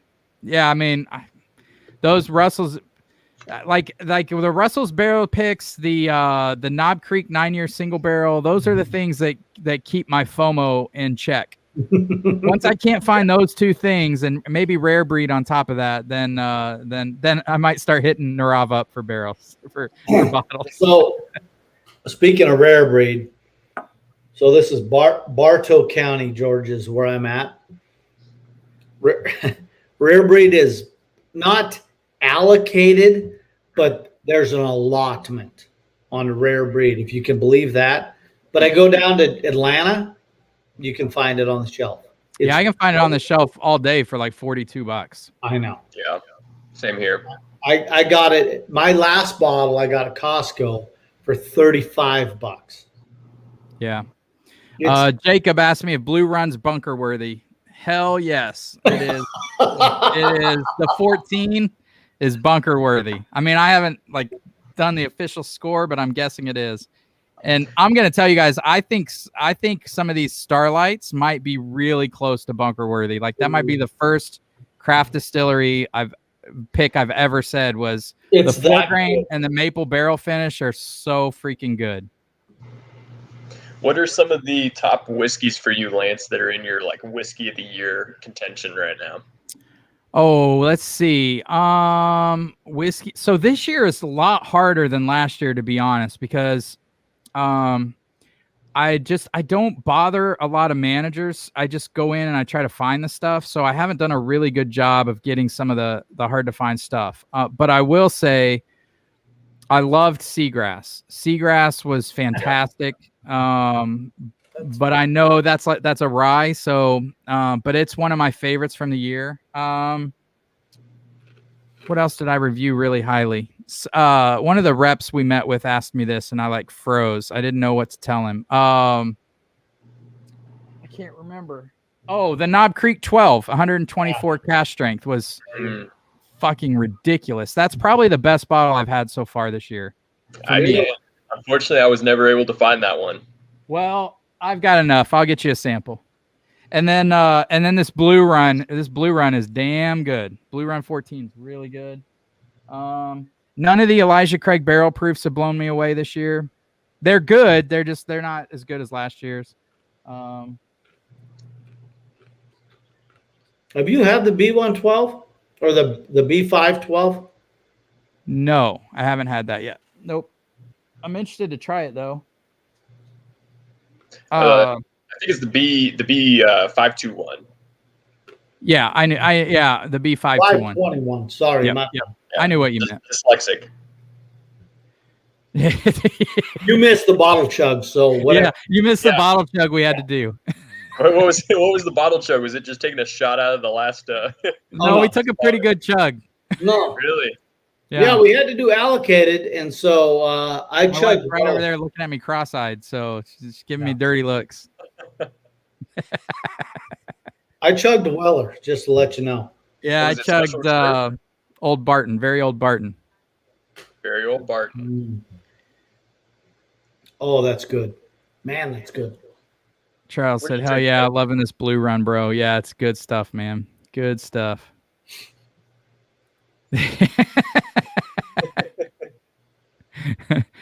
Oh. It was an off day.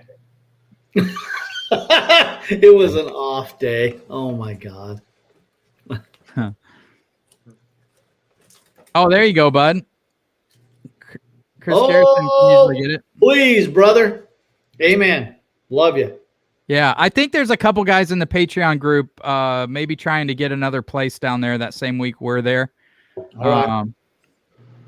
So if there is, that'll be such a fantastic weekend. Oh man, I can't wait.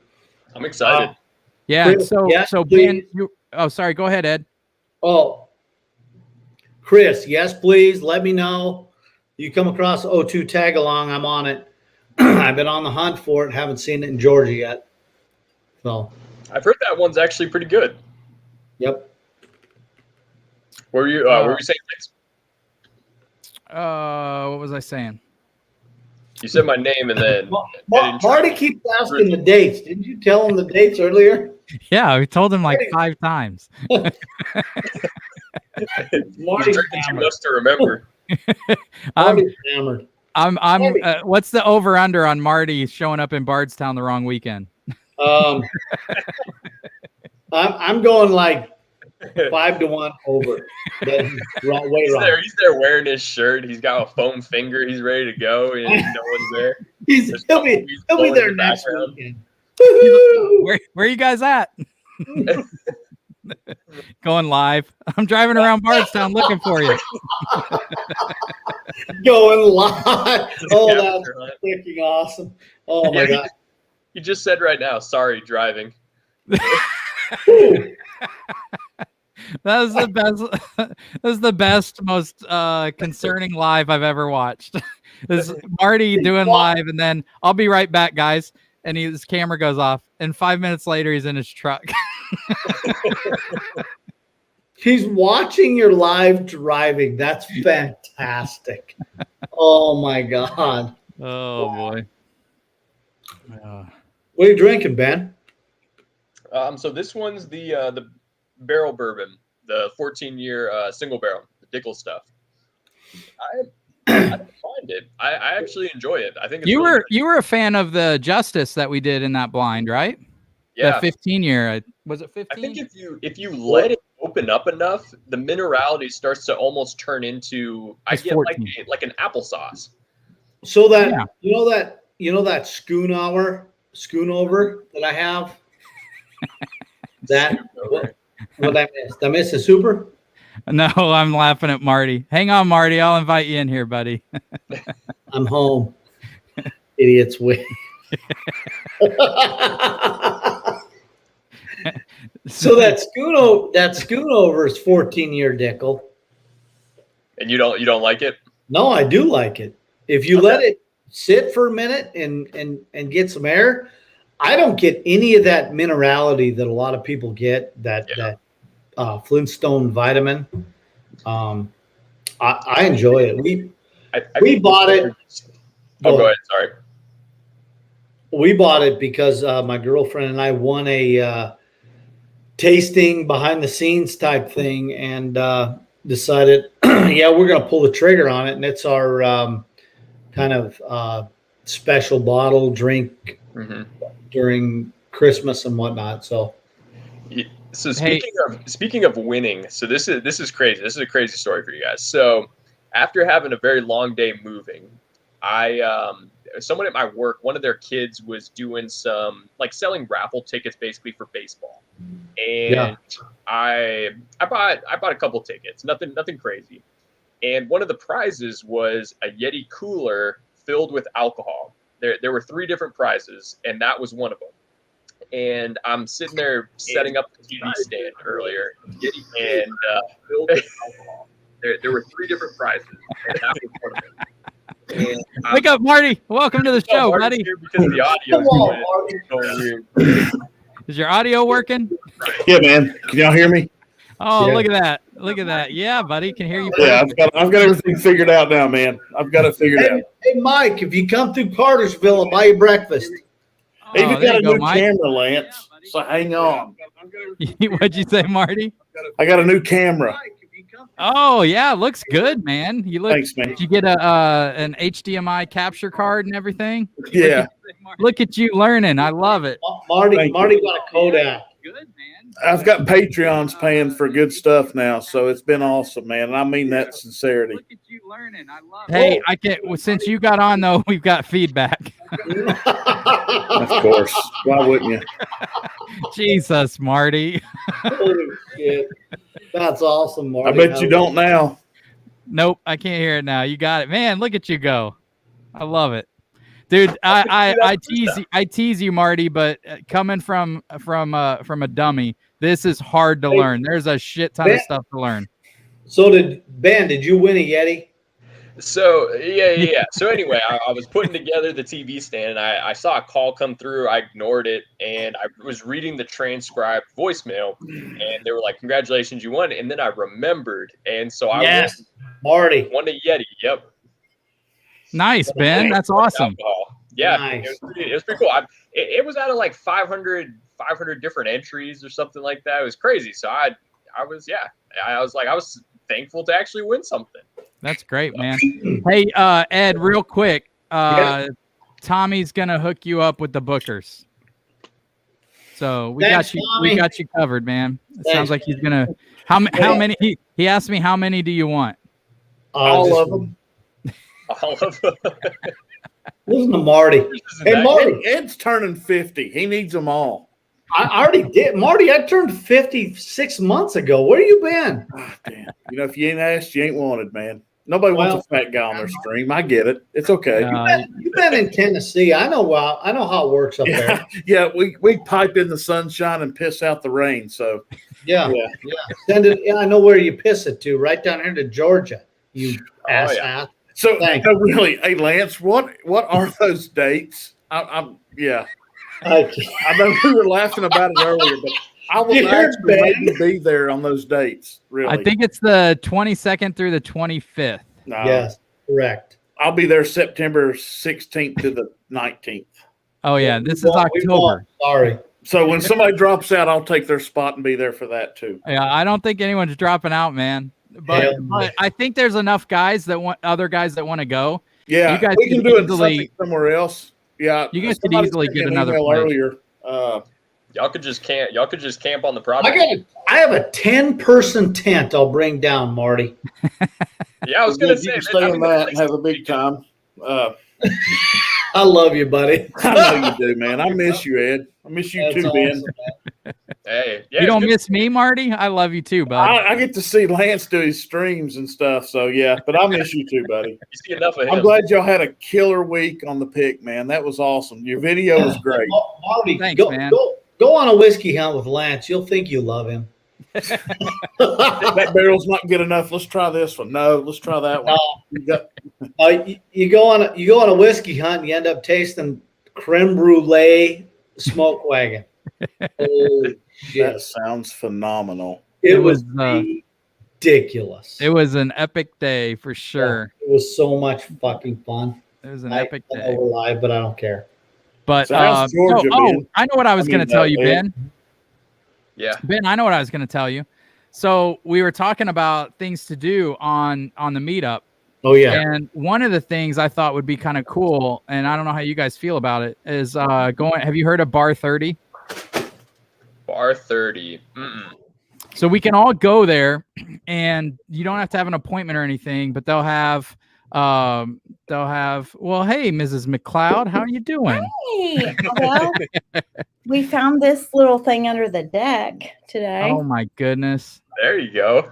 Give it some whiskey. We've already got 3 of them. Any takers? No, I do not want a cat. Not a cat fan. Nope.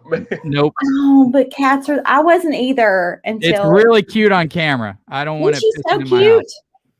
Yeah, and our You have to Yorkie find is the like right having cat. a fit. I think he needs to like nurse her, or I'm not really sure what he thinks he needs to do. But He's jealous. That's what the hell he needs to do. no, he's kind of nursemaid-ish, like Peter Pan, like Nana, the dog. Yeah, you didn't watch Peter Pan, so it's fine. So anyway, yeah, but you guys look great on your new camera. Looks Thank good. you, buddy. Looks really good. Ben, so what I was saying is what we thought about doing is going to Bar 30 where you can do your own blend. So they have like MGP light whiskey, wheat whiskey, bourbon, rye. We can do our own blend. They'll bottle it, everything there. And so if any Patreon members want it, we can leave with however many we want. You can buy 1 to 200, whatever you want to do. That's pretty cool. So I thought that might be kind of cool for us to do. But along with the Heaven Hill thing would be really cool. Yeah. I was looking at a couple different videos that other people had done about just like what to do when you're there, stuff like that. And a lot of people were saying you have to book everything well in advance. But then also another thing that people were saying is that you've got the tours and things like that. And those are great, but you also have a bunch of downtime too in between tours, because you're not just going to go on tours all day, every single day. So it's just like planning different things to do and stuff like that. So that is something to add to that list. Yeah, cool. Yeah, I can't wait, man. It's going to be a blast. And you're coming up early, so we'll have to do the Whiskey Tornado bourbon tour. Yeah. I was when I was looking at the flights, I wanted to come in early. I wanted to come in early just to have some extra time. And I was looking at, man, the flights to Chicago are so much cheaper. I wish you lived closer to Chicago. Yeah, I know. It's like 2 hours for me. How much was Indy? Was Indy expensive? Indy wasn't bad, but I just didn't want to fly in there just because then I wouldn't get the extra. I was trying to come in a little early so I could at least like hang out with Lance a little bit. But yeah, the flights to Indy weren't bad. I'm flying out of Indy when I go back home. But yeah, the flights to Chicago, I could have gotten a round trip for probably, I think it was like $220. Yeah, like just something crazy. And then that's crazy. Yeah, that's a lot. Champagne was like $450. Oh my god. So Champagne's stupid. The only people that fly in and out of Champagne are their companies are paying for it, or the university's paying for it.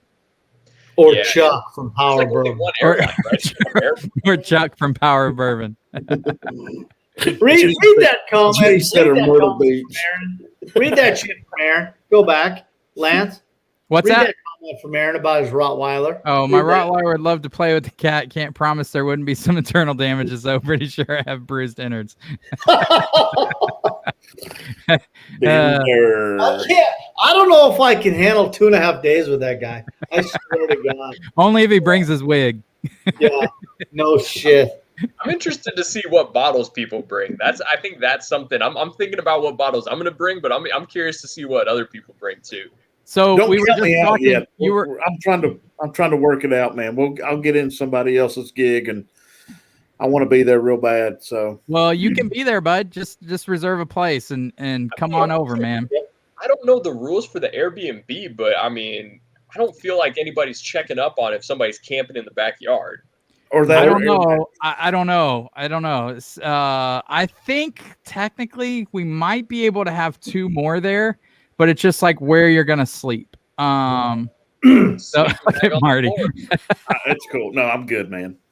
I can always ask the guy. I'm happy to ask the guy. Yeah, I think we should. I mean, I mean, Jesus, that thing looks like it's got about 50 freaking acres. You can camp on the property. That living room that was wide ass open is amazing. Dude, I'm just saying. Amazing. The bar in there is amazing. The lawn tables. I can't wait to get cut loose in that kitchen, make that jambalaya. You guys are gonna. Oh my god. Okay. Yeah. I'll drive up for the night for that. Marty, we're gonna do 2.5 hours. I'll drive for the jambalaya. Marty, bring your computer and stuff. We're gonna do a live stream. Yep. I'll take care of that. All right, bud.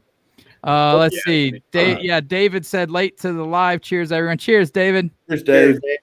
And then Ed Bell. Hey, what's up, Ed? Oh shit. Good evening, guys. So Ed will be there. I can't even imagine. I mean, just seeing his video, what's in his background, I don't even know what he'll bring. So who had the bookers? Who was Oh, that'll get the bookers for you? Yeah. That's Tommy. He's in the Rusty Water Society. Tommy, if you can give me 2, I'll be forever grateful. I just sent him a message. I'm sure he'll do it, man. Awesome. Yeah, I got my my buddy back in Montana. That's where we started we both started drinking Booker's together. He was a fly fishing guide and got a bottle of it. And this is back when, I mean, we're talking early 90s. And I'm chugging Booker's like I was chugging Weller tonight, like it's going out of style.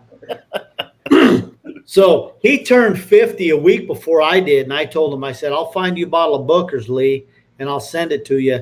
And I want to get him a 2001 bottle. So if he gets me 2 of the tag along, I'm going to send it to my buddy Lee. Tommy said he'll get you 5 if you need it. I only need 2. Thanks, Tommy. Good dude, man. It's nice to know people. Tommy, I got to meet Tommy at the Yellowstone tasting, and what a great guy. He brought a William Heaven Hill. I think it was a 13-year bottle in bond. Oh, was it? Holy shit, was it good? Yeah. God, it was good. The one you sent that picture of? Yeah, I sent you a picture. It was. Yeah. By the way, Lance, Tommy wins the flight. So just Tommy wins the flight. So Ben, what I think you had mentioned this, but when we do the get together, we'll try to do a Russell's flight from as many warehouses as we can get picks from. Yeah. So I think that's gonna be real cool. Yeah. So we did Russell's pick with Narav this week, and it was Warehouse F, which was very off profile for me. Like super sweet. So? Yeah, I thought so. Super sweet, really, really good. Like I think, you know, the like average bourbon drinker is going to go crazy over the pick we selected. It was pretty unanimous. The one that I sent y'all that blind recently. That was a Warehouse F. So yeah, okay, so that makes sense because, yep, that makes a lot of sense. A bunch of the ones recently, at least in Texas, have been Warehouse F. I don't know if they cycle their picks at all, like they go off certain warehouses and stuff that.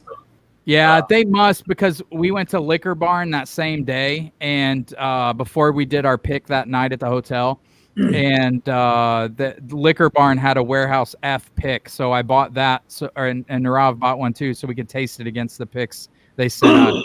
And the picks they sent us, I think we all liked it better than the Liquor Barn pick. It was really, really good. Yeah. Art, are you drinking Cooper's Craft? Yeah, buddy. Hell yeah. Marty's loving that. That's one of the best $32 under bottles I've ever got my hands on. Hell yes. The best moment was when Jason. I'll go ahead. Jason from the Mash and Drum he was the one that I dialed in on the Cooper's Craft after that review. Good. Hey Ed, what Russell's picks do you have? What warehouses do you have? If you can type it in the chat. Are you talking Ed Bell or me? I'm talking Ed Bell. I'm sorry. Because I don't know what mine is. I only have one. Ben asked, you keep saying F. Do you mean Camp Nelson? I don't think that's Camp Nelson, right? It's just F. Just Warehouse F. So some places they don't. It's up to the regional rep if they are going to put Camp Nelson F or just F. And so some of them don't specify if it's Camp Nelson F or if it's just F. So really? Is that 2 different rick houses? I think so. I'm not 100% sure, but I think I don't know. Yeah, that's a good question. I'm not 100% sure, but I know the specification. It just depends on if the rep specifies or not. Yeah, I'm not sure. I know I've had a CNF that I freaking loved. But I so many warehouses. Yeah, they've got Tyrone. They got it's really cool listening to Rare Bird and kind of talk about all the different history behind it, because there's some really cool stuff that you just never really know. That's good. Oh, Ed says he has an I. Interesting. And then Aaron says he has a Camp Nelson F from Justin's House of Bourbon. course, I bet that's pretty good. Yeah. he's got that goddamn bourbon vault. Love you, geez. Aaron. I love you, buddy. Yeah, he's got the whole wardrobe of Russell's. No Hey, shit. Ed. Ed, the Jesus. hotel room you're in now looks a hell of a lot better than the last time I saw you. Are What? you upgrading? It looks about the same to me. It looks like it's fancier than the last one he was in. He's Oh just no, it's the same one. oh, there's that Okay. picture. Oh, there There's it that is. picture. Okay, I got you. Sorry, Yeah. your dome was covering it. I'm a regular. They know my first name. I mean, Jesus, it's frick. If I lose my key, they're like 318, and they just give me a key. I'm like, yeah. Yeah, I didn't realize you were at my grandma's house. I can smell the mothballs from here, Ed. God. You got a big plate of ribbon candy in your hotel room? No, but I got some Jordan almonds laying right there on the freaking table. There's like he's got a couple doilies under his McLaren. What's wrong with doilies? Why you gotta hate on doilies? Why you gotta hate on? Come on now. Funny. Ed's got E, F, G, and S. Well, damn, Ed. Oh shit! Oh, Kentucky Spirit. Wow. Yeah. So Ed, I've got did you get the mash and drum pick? And if you did, what'd you think about it? I absolutely loved it. I've got the mash and drum pick, and then I've got an F as well. The thing that kind of sucks is that you only get, so when I was listening to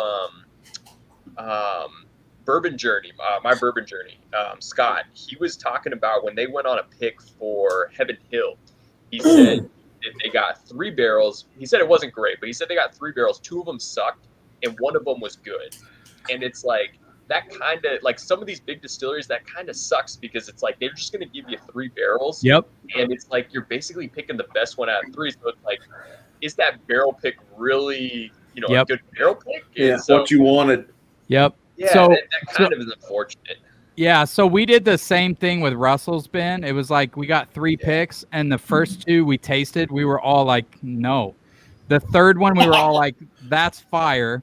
But the third one was so unanimous that we all loved it, and we didn't like the first 2. That I felt the same way. And then we went to Wilderness Trail, and we got 6 picks, and that was better because we all picked our top 3 and our bottom 3, and it was really easy to narrow it down to everyone's top 3. And then we narrowed it down to 2, which was really easy. I was telling Ed this before you came on, but we picked 1 and 5, and 5 was my favorite. And then we stepped out of the room, and they just did a blind between 1 and 5. We came back in and tasted it again, and I picked 1, and everyone else picked 5 in the blind. Yeah, but both of those picks were fantastic, like really, really, really good. Lance, But do you I know what agree those with bottles you. are going to run? Do you know what those bottles are going to run? On the Wilderness Trail, Yeah, the WTs. I would guess around 60, but I have no idea. That's probably, that sounds right. Yeah. Yeah. But the Starlight, the Wilderness Trail pick was fantastic. We did a rye, and it's like, I think it's a bourbon drinker's rye. Like a lot of people that say I don't like rye, they will love this pick, I think. The Starlight picks we did, all of them are fucking ridiculous. You're going to freak out when you have them, I think. Especially the 4 grain. Yeah, that's something that's cool about those small distilleries is you get like the red carpet treatment, whereas like I said, when Scott was talking about when he and Jason went to Heaven Hill, he was like, they just kind of pushed us in a corner, gave us 3 barrels, and that was it. And it was like, it would be cool if you kind of got to like randomly pick some barrels and be like, at the end of the day, I get you're not going to go in there, they're not going to let you sample 20 barrels, but it's like, at least give it a little more pizzazz or something. Yeah, that was the thing that I absolutely loved about Starlight. They told us when we got there, like, you guys are coming at a great time because we have a lot of barrels that are ready to go, and you can taste them, and then let us know what you think. And so it wasn't like, okay, here's 2 shit barrels and a really good barrel. Pick which one you like, and then the other 2 shit barrels are going to go to the next group behind you. It was like, let us know what you want to taste. And so we were all like, give us the 4 grain. And we tasted the 4 grain, and we're like, Narav, if you can buy that barrel, please buy that barrel. It is so fantastic. And so Narav was like, yeah, we'll take that barrel. And then the port barrel finished ones, there were like 3 different ones that were in their eyes like ready to go. And they pulled the stuff straight from the barrel in the rick house, tasted all of them, and we were all pretty unanimous on the one we picked, which was fantastic. So Starlight experience was so much better than anything else we did, in my opinion, because we got to actually like go, okay, this is what we want. That barrel's fantastic, and Narav was just able to pull the trigger on it. What do you know how much one of those barrels cost? No, so the really cool thing about Starlight is, since they're a smaller distillery, they're finished barrels. So like the maple finished barrel and the port finished barrel. If you see the video, you'll see 2 tags on there. Yeah. They sell half to one place and half to another.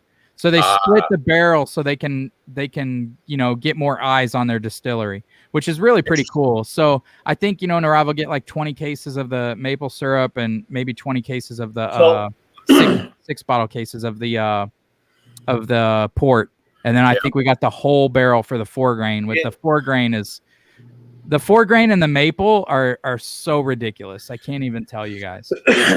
In 09, no. Yeah, 09, I went to Jack Daniels, toured their distillery. And if you buy a barrel there, they said at that time it was $9,500 when you buy the barrel. So, and you get 55 cases of bourbon out of the barrel, I think. Okay, yeah, that sounds about right. They can't ship the barrel full, so they bottle everything. They ship you all the cases, and then they ship you the barrel. And then you get your name on the wall. So get this. Bristol Motor Speedway has 11 plaques on the wall. They buy a barrel every year. That's 15 minutes from where I live. Is it Marty? Yeah, I grew up in Bristol. Nice. That's where DC is. Oh, nice. I didn't know that. I was just there, Marty, last September. Beautiful area. Yeah. So Jacob said, wait till you see Narav show up at Heaven Hill. I can't wait, man. We're going to Heaven Hill on Tuesday to pick an Elijah Craig barrel proof pick. Hey, Lance, I'm having Bernie Launders on Whiskey Nose in 2 weeks. Oh, yeah. Bernie's fantastic. Yeah. Bernie's a good dude. Yeah. He awesome. started out as like a stand-up comedian. Oh, I mean, I just want him to show his fucking tattoo. The bottle of Bond tattoo. Yeah. So yeah, we're doing Elijah Craig barrel proof pick, Rebel barrel proof pick, and Ezra Brooks pick, I think, unless that's changed. But yeah, so I don't know if I'll do another vlog style video. I'll see what happens. I think Heaven Hill kicked Jason from Mash and Drum out with his camera, so I don't think they allow very much. Yeah, they didn't allow filming for him. Yeah, but I can get my camera in there, my phone, and take some video. So I'll figure something out. But it just took. What'd you say? You rebel son of a bitch. It took like he'll show him. It took 20 hours to edit that 7-minute vlog video I just posted. Wow. So yeah, but just because I'm not like good with that stuff, and yeah, you are. And I just have to learn. I have to learn so much, man. It's like you get your camera inside there, and I'm upgrading my Patreon. We all are. Oh, you're challenging me? Hell yeah, I'm challenging you. What the you think I'm bullshitting you? The hard part too is like you're with like for a serious vlog type video, you don't want to look like a douchebag and like record and talk to the camera and then you don't know how people are and how they feel comfortable on camera. So like the whole thing's really hard to do, to be honest. Right. Because you're trying to make everybody feel comfortable while you're shooting video, and like I'm comfortable on camera, but some people aren't, and so I just tried to make it as comfortable for everybody.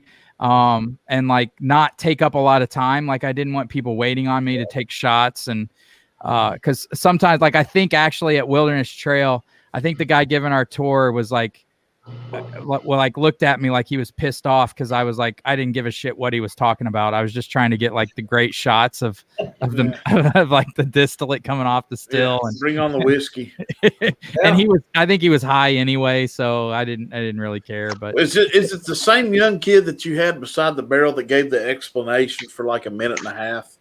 That was Starlight. No, that kid's from Starlight. He nailed it, dude. He was awesome. He went to Cornell. He majored in business and spirits, and then like is really into cooperage. And that kid is smart, fantastic, super passionate. If they could let him give every tour, they would sell out of barrels. I mean, he killed it, man. I watched him and I was like, holy shit, last night. I was like, this guy knows his barrels. He probably knows what's what in the rick house. Like, try this. He knows everything. So when we came up, another guy took us on a tour, and then we came up to the bottling line, and this kid was actually on the bottling line, and he was helping some of the guys like do like a single barrel bottling.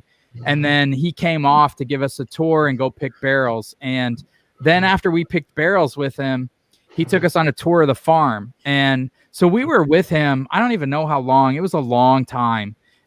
He took us around the farm. We like got off his gator and ate peaches and blackberries. And it was like the coolest experience. I told the kid when I was with him, I was like, I understand that like you've got to distill. So it's a hard place for Starlight to be at, where you have this amazing, the guy who can sell the stuff is also the distiller, or, has a big part in that. So he can't be giving tours all the time. The kid grew up on the farm. So he grew up there. He went to Cornell. His parents told him he didn't have to do anything with the farm. If he didn't want to, he could do whatever he wanted. And he chose to come back because he loves it. And you could tell like his passion for it was there.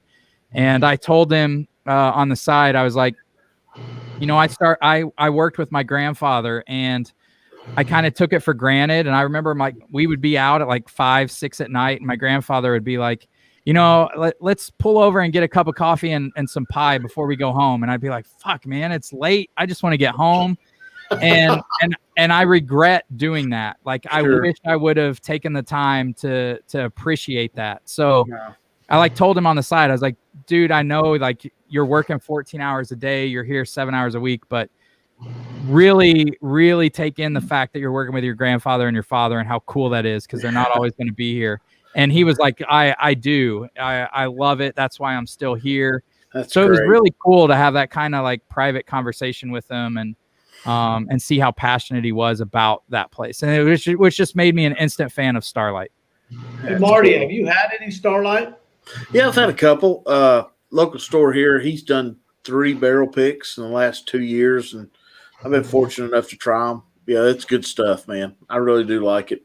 Have you had the finished stuff, Marty? No. Everything he had was, I think, just straight bourbon whiskey. I'm going to send you. So I had some of the stuff that wasn't finished before, and I got a little like slight craft notes, not a lot, just slight. And then we were there, and I had the finished stuff, and their finishing is so ridiculous. Like, this was finished in the same barrels Glenmorangie Cake was finished in. And it kind of reminds you of this just like amazing Irish whiskey. It's their rye finished in those barrels, Tokoji barrels. It's like a Hungary wine. It's absolutely insane. It's so good. I tell you, Lance, while we got a second, your CYPB video you did, I have shared that with so many people. Oh, really? Yeah, and I'll tell you why, because we were all in the same boat that you said multiple times throughout that video, and Ed and Ben have seen it, and everybody knows what I'm talking about. It's like, I want to hate this bottle. I want to just not like this bottle. Yeah. And with the finishes and stuff you got from it, it really makes me want to try to maybe get a hold of one. And some guy called me delusional on that review. He did not like my review. Really? I bet he's never tried it, man. He's like, this guy's delusional. Well, I did hear like previous batches were like very tannic and not as good. Now, I found it a little drying on the palate on the back end, but yeah, but when you put it against, when you did it with everything else, that's what made it real. Yeah, it was like you did everything. You did single barrel. You did when you did them. If you would have just done CYPB, it'd have been a great video. But when you put it against all the other Weller and you did the finishes, that's what made it real. Yeah, I was shocked. I was shocked it finished as high as it did. I thought if I would have went in blind, I would have guessed 107 was going to come in first. Really? Yeah, and I agree. Yeah, and I was shocked that CYPB came in first, and it really wasn't close. Like I tasted it, and I was like, "Fuck, whatever that is really really good." Yeah, that's interesting. I mean, the Weller, the single barrel was I actually enjoyed that one. Like when you sent the samples of it, when I first had it, I was kind of like, "Oh, this is okay, just standard Buffalo Trace." But then when I had it by itself, I was like, "Okay, this actually has a pretty complex finish." And and so I was actually pretty impressed by it. So it's when Lance sent us those samples.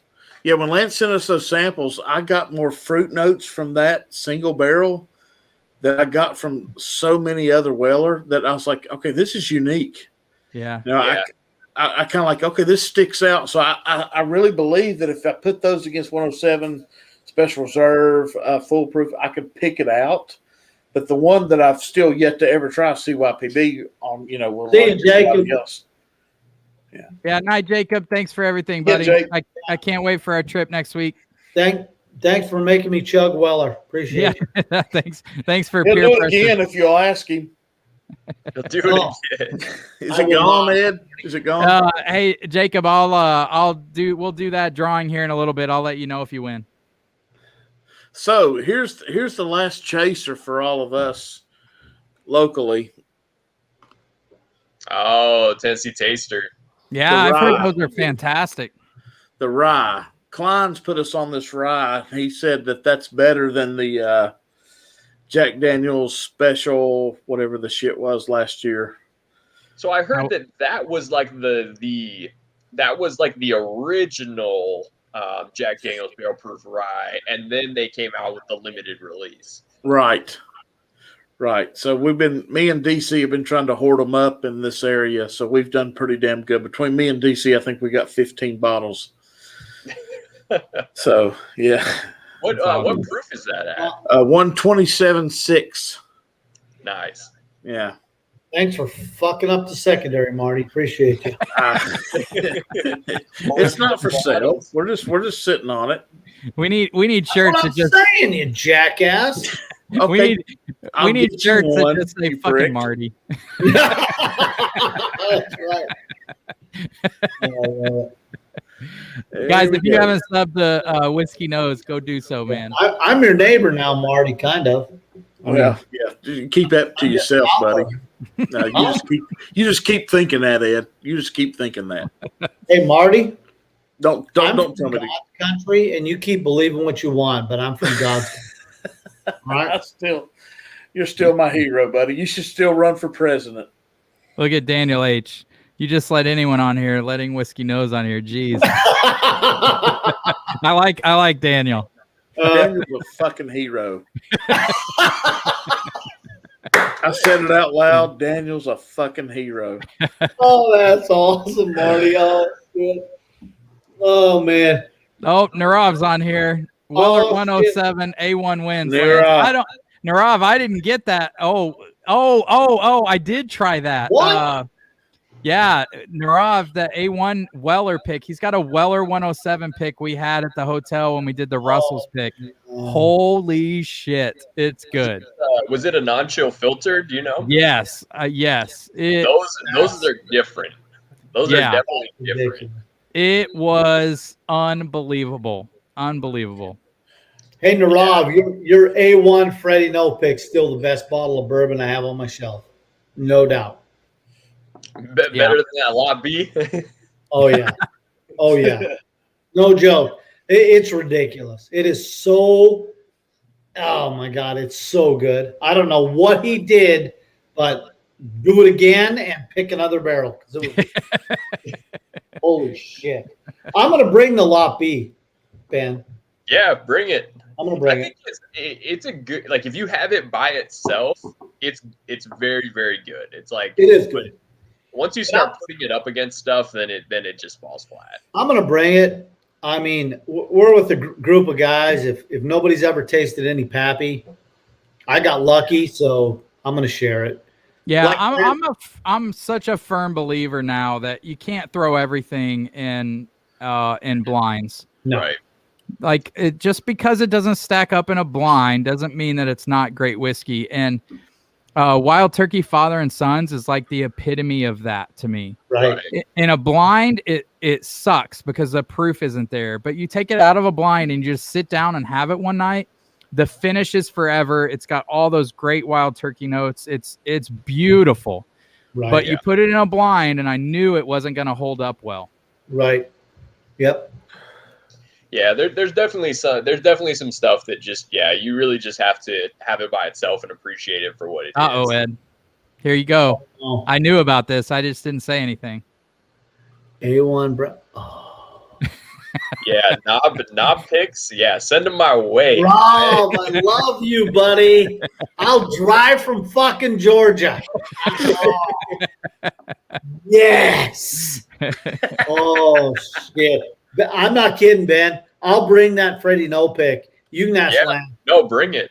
It's ridiculous. Those Knob Creek picks, I mean, man, they're so underrated. And if you can get some that are 12, 13, 15 years old, Even I think that Freddie No pick was 12-year, if I'm not mistaken. And oh my god. Yeah. Holy shit, is it Really good. Hey guys, we better do this this drawing too. Don't let me forget. We won't let you forget. Don't you worry. Aaron said double blinds also make you rethink things. 1000%. Yeah. Like, I think you got to do both. You definitely need to do both to really develop your palate, find out what you like and don't like. Mm-hmm. But just because something doesn't fare well in a double blind doesn't mean it's not great whiskey. Nope. Yeah. Nope. I did a double blind rye flight and picked Knob Creek rye over Rare Breed, Pikesville,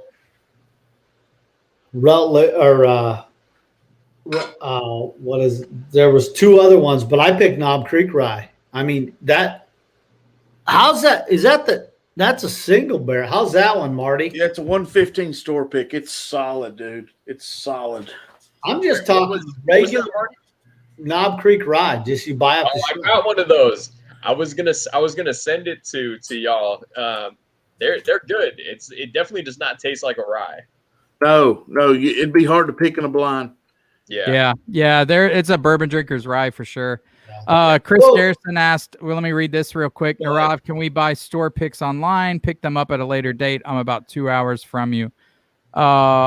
Chris, I think if you're not in Rusty Water Society, let me know. I'll get you added. They do end posts for their store picks. So what's really cool about Narav is that, you don't have to be a Patreon member or anything like that. They just post if you want in or not.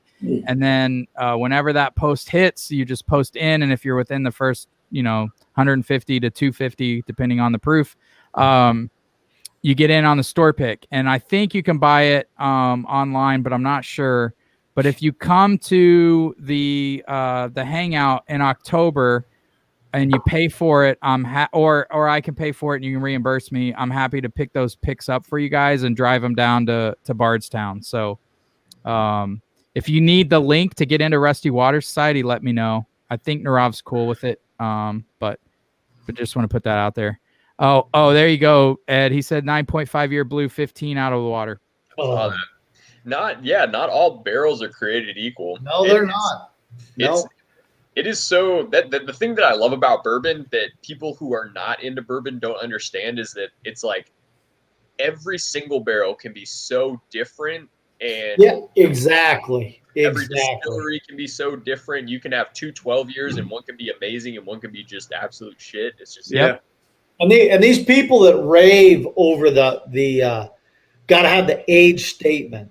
Look, Yeah. that's proof right there that Narav said you got a 9-year that crushes a 15. It doesn't have to be in the barrel for 15 years to be fantastic.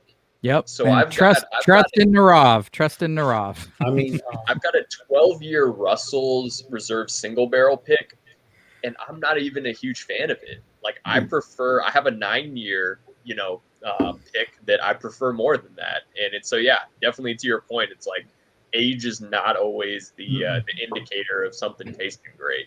I need to get you a sample of the Lance of the all you guys a sample of that Yellowstone store pick that I had from Crown Liquors. That was barrel. Oh man, did you like it? Loved it. Because the Yellowstone Narav did is freaking fantastic. Oh, some of those Yellowstone picks are not great. The one that Crown did, I really liked. Yeah. A lot of them are fantastic. Yeah. And you loving that like nutty profile, Ed, that's like right up your alley, man, because it's got those Jim Beam characteristics. God, it was good. Yeah. Ed, you said you haven't had Old Ezra 7-year, have you? I've never found it in the wild, huh? I'll bring a bottle. I think you'll really enjoy it. I would be interested to see if you'd pick it over a Booker's. Ooh. Yeah. I bet you would. Okay. Yep. Chris Garrison said he's in Rusty Water Society. Awesome, Chris. Yeah. Good deal, man. If you're in Rusty Water Society and you get in on one of those picks, I'll happily pick your bottle up for you. I'm down there about once a month. I try to get down there and I buy every pick Narav has just because I know it's going to be good. Well, I know one thing. You go down there and you get that buttery brown, whatever. Yeah, I got you, Ed. I got you. I swear to God. Narav, when's that released? Is it before October 22nd-ish? Ooh. If it is, I'll bring it to you. Let it be. Let it be. Daniel H., all you guys in Tennessee or Kentucky? I'm in Illinois. Ed's in Georgia now. Yep. Right? And then Ben's in Texas. Marty's in Tennessee. Marty, in about 2 years, I bet I'm in Tennessee. Good. Well, Chattanooga. Ben said my favorite is a 5-year My right son now. lives in Chattanooga, so we're there every other weekend just about. What a fantastic city, man. Yeah, Chattanooga's great. It's awesome. It's awesome. Aaron said my favorite's a 5-year right now. Picks are the best. Picks are fantastic. People who think there's no difference in picks haven't been on picks because we just did that. We did several. We did 6 in one day, and at Wilderness Trail, we did 6 samples. I think they were all in the same warehouse, and there are 10 to 20 to 30, probably 30% differences in some of those. There's a wide variety of taste. It's crazy because there's going to be when you go on those picks and you taste just a real shitter of a barrel, someone's getting that barrel. Agreed, Rob. Someone is taking that, and someone is So we had 6 at Wilderness Trail, and we narrowed it down to 3. Like that was our first thing to do, and we pretty much all picked the same top 3, which was awesome. It made it really easy. And then we narrowed it down to the top 2, really, really easy. And then I think I told you guys, but Marty might not have heard this, but we had sample 1 and sample 5. And in the initial 6, sample 5 was my favorite. Then we went out, they mixed 1 and 5 in a blind, and we came back in. One stick over. Everyone picked 5 and I picked 1. but they were both fantastic samples. Yeah, there's no loser. There's no loser. Yeah. Yep. So Narav said, agree with you, but people pass when they're chasing age. I want profile. I don't chase age. Yeah. And, all those Starlight picks we just did, they're all 4 years, and they don't taste 4 years. It's insane how good 4 years can taste. I got 2 Knob Creek store picks right here. I got one a 10-year, one a 9-year. I'm going to see which. I'm going to give it a go here. About the age statement thing, 10-year. Show me the 10-year, Ed. If you look at stuff that Bardstown's doing, they can't put age statements on their stuff because they're putting sometimes some younger whiskey or younger bourbon in there. They don't want to put a 6-year, 7-year age statement on their stuff, but it's like you can have a blend that's 15-year, 17-year, and it might have some 5-year in to round it out, and it's an amazing, bourbon or whiskey. But it's like, age statement isn't everything. Yeah, No, right. You're right. Yeah. To all 19 of you still watching, cheers, guys. Happy 4th of July weekend. Yeah, man. This was great for like impromptu. We didn't plan this. I was too tired to do another review. Right on. Hey, there you go, Ed. There you go, buddy. Yes.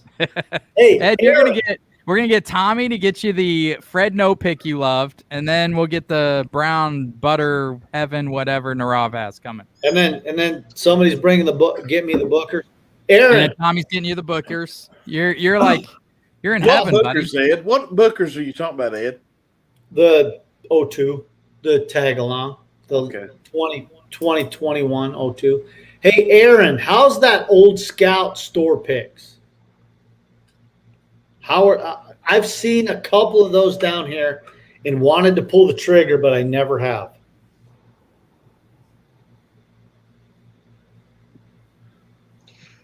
Chris, that sounds pretty cool, man. Daniel, I was about to say Daniel H had an interesting Yeah. comment there. The Bell Mead, These guys.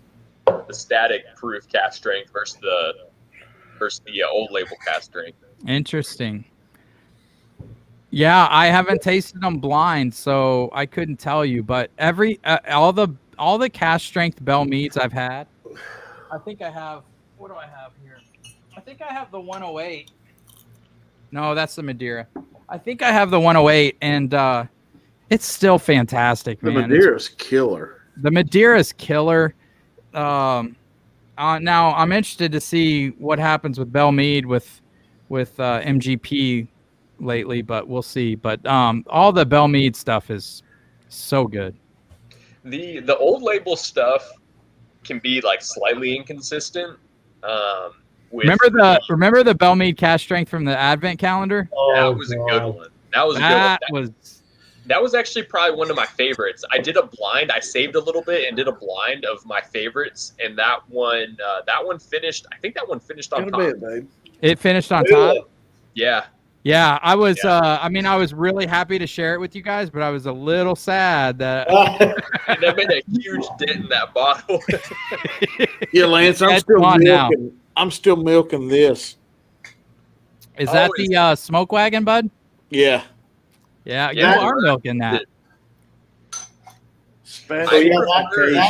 Only. That Bell Mead was top 5 in the Advent for me. It was so good.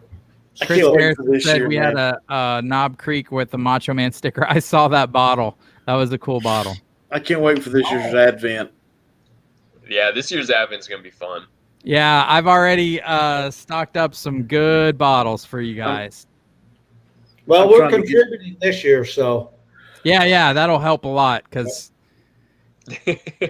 run you dry. The bourbon game is getting harder and harder. That's for sure. If any of you guys find any Knob Creeks with a Freddie No Pick, buy it. Don't even I've got 9 behind me, Ed. Freddie No Picks? Yeah, 9. They're ridiculous. Yeah, that is my go-to right now. That barrel, it's unbelievable. Man. Yeah, Mike Booth says he's headed to Chattanooga Distillery on his way back. Mike, if you've never been, I think you'll love it, man. You will. Yeah. You will. Now that they got the bottled and bonds, man, I got to get a hold of some of that too. I'm always a fan of that place just because when I was like, I probably had 200 subs, and I reviewed the Chattanooga 111, and the owner like sent me a private message and said, thanks for doing that. That was really a good review. Like you really nailed how we're trying to like just be a little bit different than regular bourbons. Yeah. And I'm still nobody, but I was really nobody. I thought that was so cool of him to shoot me a message and say that because he wasn't gaining anything from it. He was just, saying thank you. I thought that was really cool of him. Yeah. I'll be in Chattanooga tomorrow if you want me to get you a BIB, Marty. There you go. Well, get yours. My son lives there, and we're there so much. So yeah, I'll grab some. But yeah, I love that place. Every time we go to Chattanooga, I have to go. I have to buy a hat or a new shirt or something every time. Yeah, we love Daniel it. says all those Bell Meads are really freaking good. They are, man. I saw 2 Bell Mead finished last weekend when I was down around. Okay. What finishes were they? Sherry cask and there was one other one. They're about $85. Yep. Okay.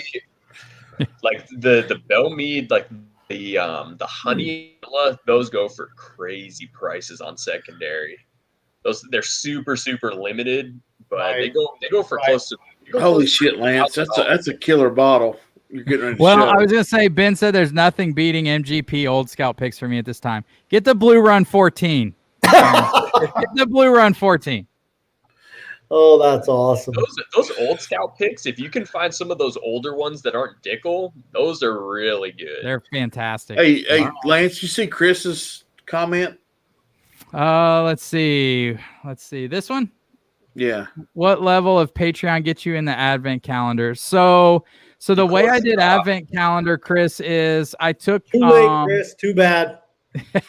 I'm kidding. Yeah, so like I can only get like 12 samples out of a bottle, right? So I'll have 24 bottles, so I have 12 people in the Advent calendar. So it goes from when you were a first-time patron. So even our like OG patron members get in first, and then these 2 guys right here. This guy. Yeah, and then after the OGs, we go by whatever level of Patreon you are. So it just depends who's still in it, and then I just have to pick my top 12. So hence why I'm sleeping on the couch on Whiskey Weekend.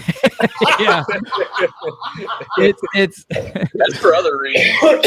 And I'll tell you, like we bottled. I think the first Advent calendar we did. I think we had 10 calendars we sent out. Yeah. And my wife and I, it took so much time. It was such a pain. It was such a pain in the ass. So like I would love to do more. I would love to, but I can't physically do it. It was such a pain in the ass to do. But it's one of the cool things, like shooting a video a day. I shoot like I think I shot like 3 or 4 on a Friday and then the other 3 on a Saturday. And then I have it scheduled to post every day. And I don't know if we'll do it the same way this year, because last year I had every sample I tried to do blind for our patron members. I don't know. We'll have to talk about that, how we want to do it. It was really cool. I enjoyed it. I think it was I'm definitely looking forward to it this year with how cool it was last year. Yeah, what I really want is my favorite part about the Advent calendar, this is me being selfish, is you guys telling me what you thought of each pick. And Ed and Ben were so fantastic about posting almost every day. Sometimes you get a little behind, but that's understandable. You're drinking, 24 whiskeys in 24 days. But my favorite part was seeing your guys' comments on what you thought about each whiskey I sent. So I really want to make sure everybody that's in the Advent calendar participates and posts and lets me know comment. You got to at least comment. Yeah, for sure. To this day, Marty, we're talking 7 months after? Mm-hmm. The pickle juice comment will go forever. Oh, God almighty.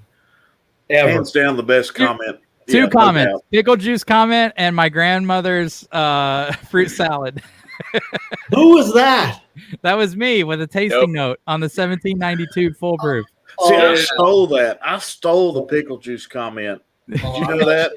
Marty, I swear to God, if you could have smelt that freaking pinhook, I'm like, good Jesus, he just poured pickle juice in a fucking bottle. You're delusional. I'm not. That's the best rye ever. Hey, Ed, I did a blackened video, and it was so bad that I couldn't get the taste out of my mouth. I was like, I think the only thing that will do this is pickle juice.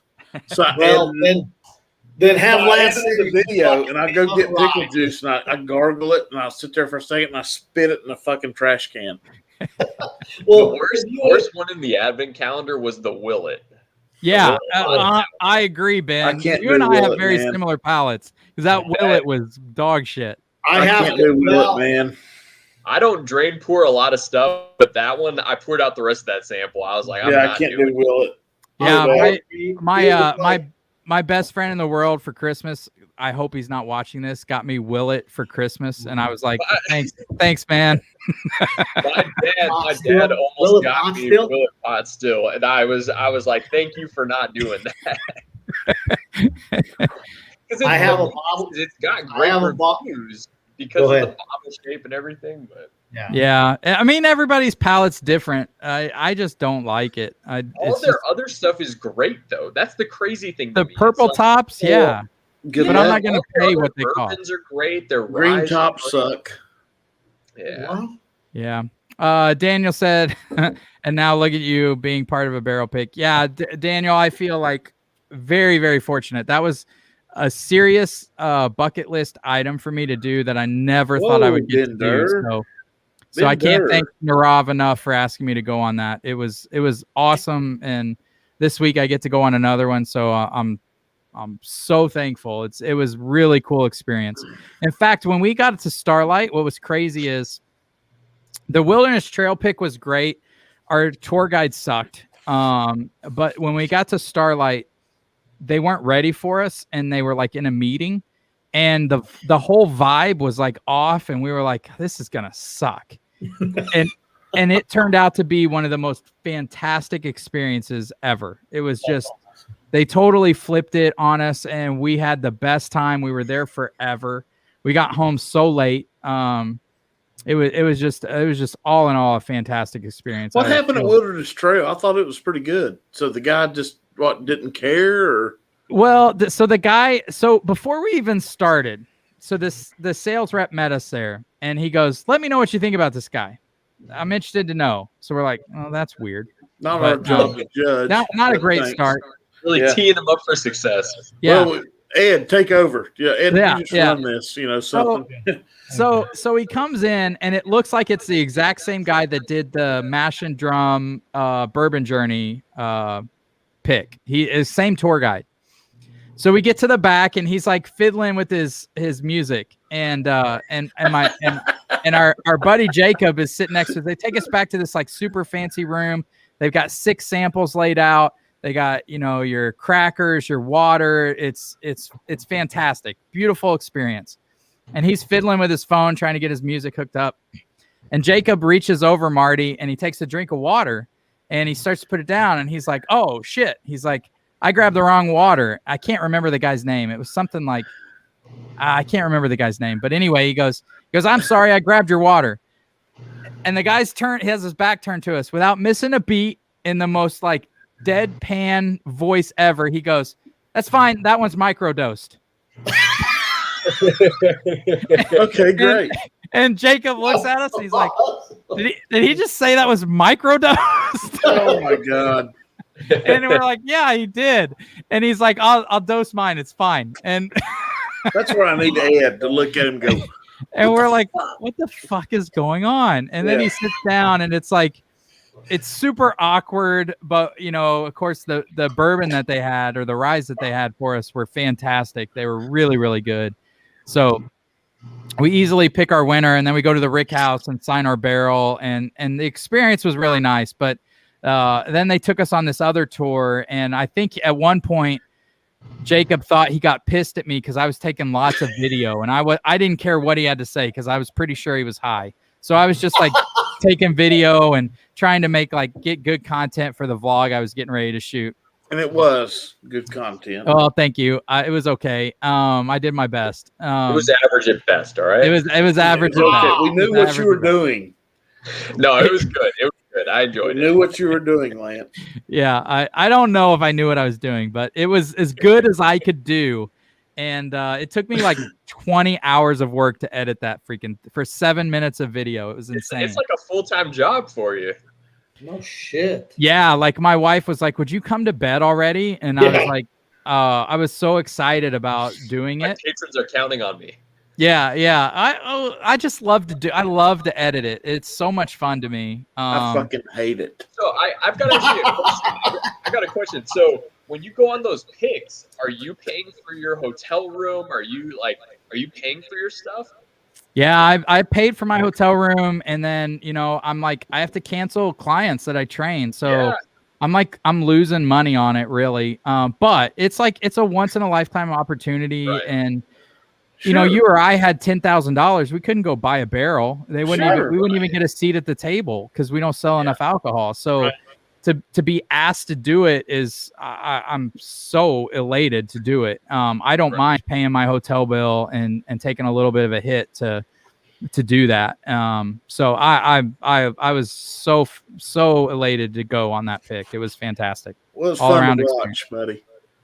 Yeah, so to like share that was awesome for me. I wanted to try to capture everything without making people uncomfortable, around a camera, and trying to get like a little bit of break with me giving some stupid narration of what we were getting ready to do without like standing in front of a bunch of people with my camera. Yeah, but you had to tell us what was going on. You had to tell us. Yeah, the whole thing is really not easy to do, to be honest with you. Imagine. Like I've watched Casey, if you know who Casey Neistat is on YouTube, I've been a fan of his for years, and to think of him editing vlogs every day for 180 days or a year in a row, every single day, and to be like taking video in front of people, it's really unbelievable what that guy did for over a year to produce a vlog every day. It's kind of mind-boggling. Once you edit a vlog and then you see what he did, you're like, how in the? I mean, he almost got divorced over it, from what I understand. It's just such an impossible task, even to just go on one and. Like I'm trying to get shots of the distillery, and they're like walking off to do other things, and I don't want them waiting on me, so I'm trying to get a cool shot and trying to think of like the storyline of a 7-minute vlog. And it's just, there's a lot of stuff going on that's really kind of crazy. It's kind of like anything. You just get better if you do it more. But it was cool. It was like cool seeing that, just kind of seeing the process and some of those. I think it was Wilderness Trail that was in one of your shots. Super beautiful, like the property. I mean, gorgeous, just acres and acres. Beautiful. And acres. Each rick house, I think they said they spend about $400,000 on each rick house. Wow. God almighty. Hey, Aaron, I'll take a couple pictures tomorrow for you. Aaron, I'll bring this bottle. I think to the tasting. I'll try to like nurse it till then. You'll get to taste it. You'll get to taste it at our get together. I think it would be really cool if like each of us like one of our prized bottles and we did like a blind tasting. I think something like that would be. Oh, that'd be fun. That'd be a blast.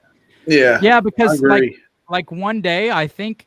Are all the distilleries closed on Sunday? I don't know. For the most part. So like I think Sunday we're just gonna have a day to be able to chill, which will be kind of cool. I think that'll be a cool day. Maybe we can cook out or something. Go shoot some guns or something American. When do you guys ever try Florida Cane Distillery Red Drum Bourbon? I haven't, Kyle. Sorry, buddy. Never tried it. Yeah, from Tampa. I saw that. Can't imagine they're making good whiskey out in Tampa, Florida. How humid it is out there. I'm gonna run to the bathroom on that. I'll be right back. Wow, Ben. Now what? I mean, with how humid it is, could you imagine? No. Yeah, I mean, it's great. It could be great. I mean, I guess they do make really good rum out in Jamaica. So yeah, it's like my friends trying to tell me that Willie's distillery in Montana makes good bourbon. I said, look at the back of the bottle. I'm like, what do you mean? I said it's from months. no bottle. It says Lawrenceville, Indiana, or Lawrenceburg. Guess what? That's MGP juice, boys. Yeah. So no, Montana's not doing nothing with bourbon. No, they're doing fantastic things with beer. Yeah, I mean, fantastic things, but we're 10 years away from doing anything with bourbon. Hey Ed, have you, while you've been in Georgia, have you found anything that's knocked your socks off that you didn't know already existed? Or did you find bottles that you've been wanting? Yeah, right here. You can find. I was in Indiana 6 years. Never saw this bottle anywhere. This is on the bottom shelf everywhere you go. That's my giveaway bottle when I have Ernie on. That's my giveaway bottle. I can find this stuff. It's ridiculous. Yeah. Never saw a bottle of it. What's that? The Henry McKenna 10, I really love it. I've yet to find a poor bottle of it. No, and they said they differ so much between. Do you want a bottle, Ben? I've got a couple. I might hit you up on that though after I drink through them. But we're covered up too, Ben. We're covered up here too. One. Yeah, I'll bring one. It doesn't hit here often, but I've been fortunate enough to find a few bottles. Yeah. I really enjoy it. I really enjoy it. It's really good. I agree. Yeah. Every store I've been in, there's 6-8 bottles on the shelf. What is it, about $42, $46, something like that? 50. Okay. So, but yeah, that would be, if I was to say, that would be the one. Yeah, that's my giveaway in 2 weeks. All right. It's a solid bottle. Like if I could find that regularly for $35, I would buy it all day, every day. Well, yeah, it's pretty damn good, and I was blown away. Like I said, I lived in Indiana 6 years, never saw a bottle. Come down here, the very first store I go into, there's 6 bottles sitting on the shelf collecting dust. That's crazy. Yeah. So I just sent Lance a bottle. You guys hear me? Yeah, I hear you. You can hear me okay? Yeah. We're getting a little echo. Echoing. Uh-oh. I tripped over the cords and I don't know what I did. Yeah, way to go. You jacked it all up. I feel like Marty. Frickin' rookie. Look at Marty. Bury your face in that cracker box, Marty. Got it. Miller Lite. I cannot drink light beer. I cannot do it. Light beer from Miller's fantastic. That was my go-to for. Well, check this out. Check this out. Hold on a minute. This is a box. Yeah. Of 16-ounce, 8 cans. $6 here. $6? Yeah. $6. Jeez. Yeah. It's a hitter, as we call it. Oh, wait, Lance? Can you hear me? Yeah, you're echoing. Okay. God damn it. Well, if you didn't get up and pull us up, I don't know what I messed up. Way to go. I got to figure it out. What's up? So when you come to the... Is it turned on, Lance? The mic on? He broke it. Yeah, it's on. Yeah, you broke it. It's all right. It's not the mic. I don't think you're going through the mic. Okay. Hold on. Let me see what I can do. Ed Bill just said Miller Lite over all craft beer. Miller Lite. Light beer is gross. Yeah, but I'm fat, so I have to do that. Yeah. I'm still waiting on Lance to send me a workout video. Yeah, I will, dude. Did I fix it or not? Yep, you're good. Okay, yeah, cool. it's all right, buddy. Awesome. Yeah, Marty, I got your email, by the way. I just it's okay, man. I know. You're good. I've just been busy, but I can easily do that for you. I know you can. Lance, what's up? If you find that elusive $52 bottle of Jack Daniel's single barrel, please give me one. You talking about the rye? No, the regular Jack Daniel's single barrel proof. Oh, I can get that for you tomorrow. I'm not going to pay $74 down here. Yeah, I can get that for $52 all day long. Oh, I hate you. I fucking Single barrel proof. Oh, Yeah. I can get it, Marty. I'm not going to pay $75. Well, I just want to make sure I don't have it. It's at Meyer, right around like a block from my work, for all day long. Yeah, I have it, Marty. In Indiana, I just want to make sure I'll get it to you. But in Georgia, it's $70. No. Yes. Okay. No. Yeah. That's horseshit. Hey, hey, Ed, how many do we have for the giveaway here? 12. 12? Yep. All right. Siri, pick a number between 1 and 12. It went with 6. Can you guys see that or not? No, but we'll take your word for it. You'll take my word for it? Yeah. Going 6? Who's 6? 6 would be Chris Garrison. All right, That'll Chris. play. There you go, bud. Awesome. You Chris won the fly to Weller, bud. Oh, nice. I think he's still in here too. He just chatted. Awesome. Jack Daniels underrated. Drinking wild turkey. You can Chris never said, be. hell yeah. Chris said, hell yeah. All right, bud. Yeah, dude, I got the latest CYPB, the Weller 12, the 107, the single barrel, and the special reserve for you. Nice. Hey, Lance, when you got the phone call from the store about the white label CYPB, was that the most excited bottle you've ever got the call on? Just curious. GTS.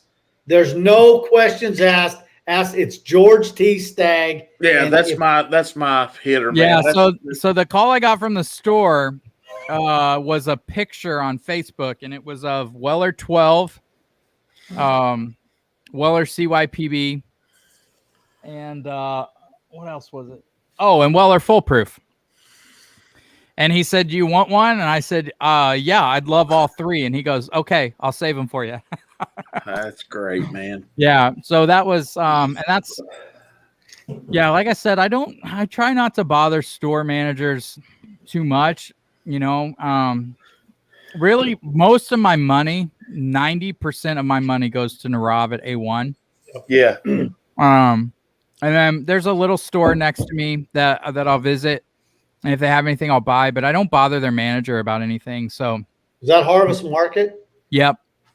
And he's the one that called me and said that. So I was super excited and felt I didn't think I'd ever find a bottle of that because I'm not like, I don't really care. If I don't get it, it's fine. It's not a big deal. It's not a big deal to me. Hey, Marty, I drove over to Champaign when I was living in Indiana, and Lance and I went on a bourbon hunt. It was an all-day event. And about maybe Lance, 2 weeks later, you got the call, and he shows me a picture, and he's got a bottle of Stag sitting right there. I'm like, you son of a bitch. Yeah, that one, I had been on a list for 3 years. George T. or Stag Jr.? No, George T. Stagg. Yeah, man. God damn. He said I've got Thomas Handy, Rip Van Winkle 10, or George T. Stagg. And I said, George T. Stagg. And he goes, most people would have picked Rip Van Winkle. I said, I don't give a shit what you nailed it. You got it. Care what most people would have done. It was awesome. I've had probably in the last 3 months, I've had 4 pours of George T. There's 2 restaurants here in town and one town over that has bottles of it. And it's like $30 for 2 ounces. And they give you a heavy pour, so you're probably getting 3 ounces. And I can tell you those notes right now. I love that bottle. I love that cream. Right when it hits your palate, it releases.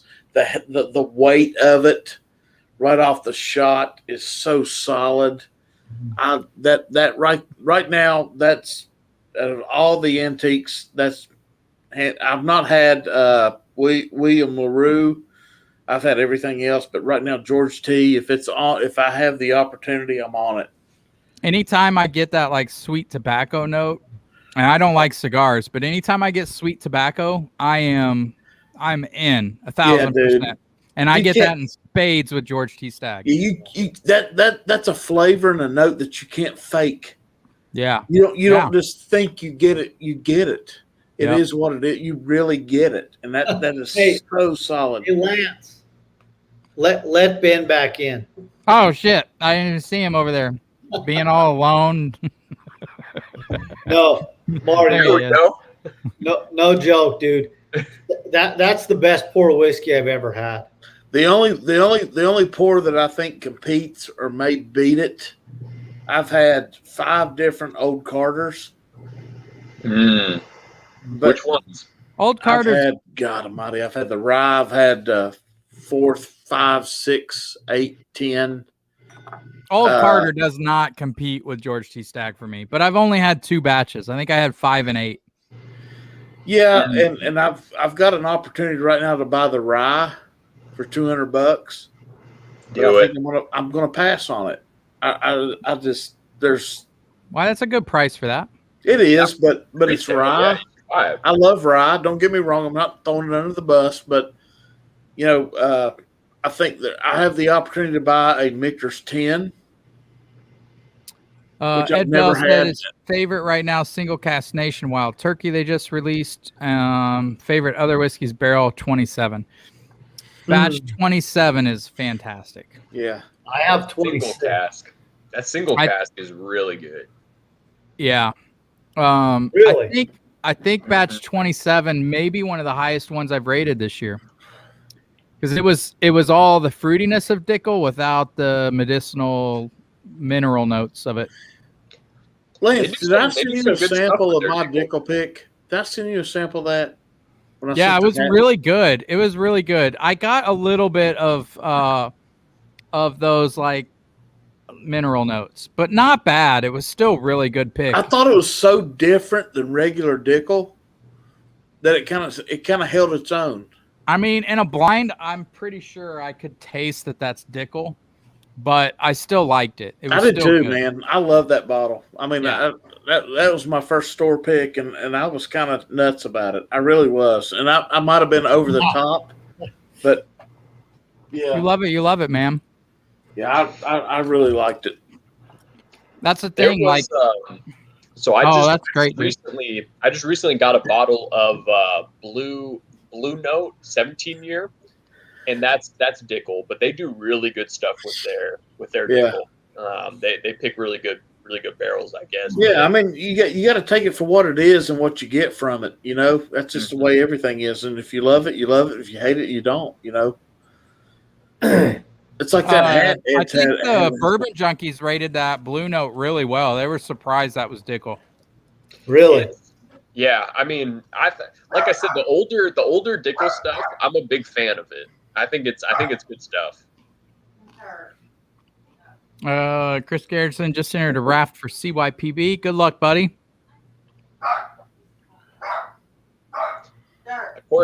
Thanks, Daniel. Well, Chris Garrison, you're going to taste it here in a little bit. Yeah, buddy. Yeah, Chris, you got the. I mean, you won the flight. Yeah, you're gonna get the latest batch. It's fantastic. What all was in that flight, Lance? All of them, or all of them, but William LaRue Weller, which I don't have. Yeah, I don't have those kind of connections. Just wait. Yeah, Harvest Market will be calling you up here real soon. I'll never get that call. Yeah, you will. Yeah, that's Daniel asked if we've seen the 70.55 release of Bowman's New. No, but I sent a text to Ed and Ben about that. Yeah, that stuff is going for crazy money. Yeah, what's it on secondary, Ben? Don't even hit the shelf, man. Secondary is wild on that. It's over 1,000. God dang. Yeah, I mean it's crazy because you're not gonna find it. It's hazmat's 10-year Buffalo Trace. I mean, yep, it's the perfect storm. I mean, it's just that's crazy. I mean, I had a bottle. Go ahead, go. I had a bottle of Jack Daniel's single barrel proof, there was 130, 138.1, 138.2. I mean, it was hot as shit, but holy cow, is it good. Oh my God. So good. The Elijah Craig A120, that's up there too. That's over 130. 134. Yeah. And that stuff is so good.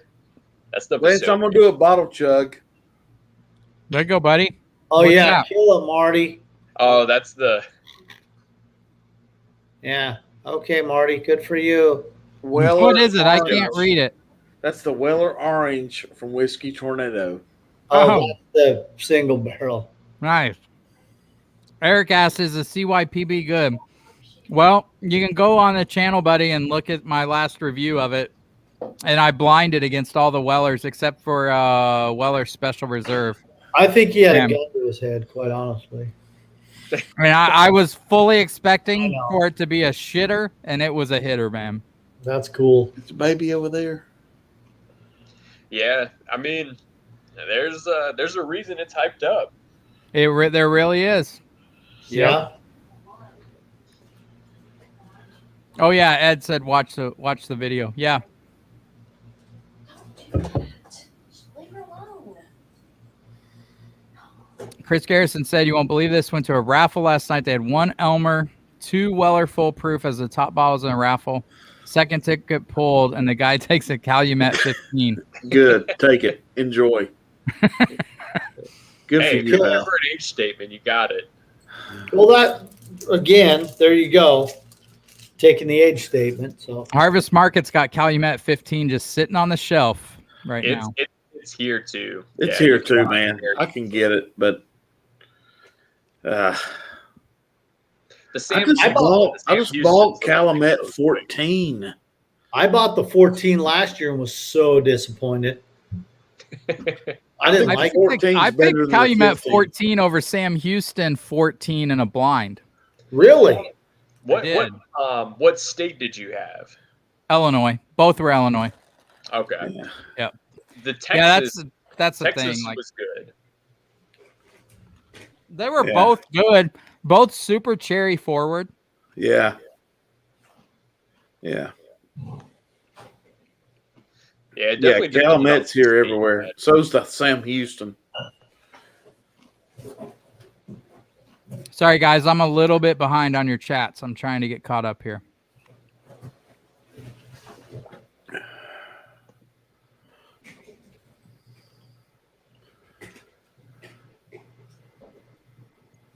Oh, I already posted that. Man, Yeah. I'm way behind.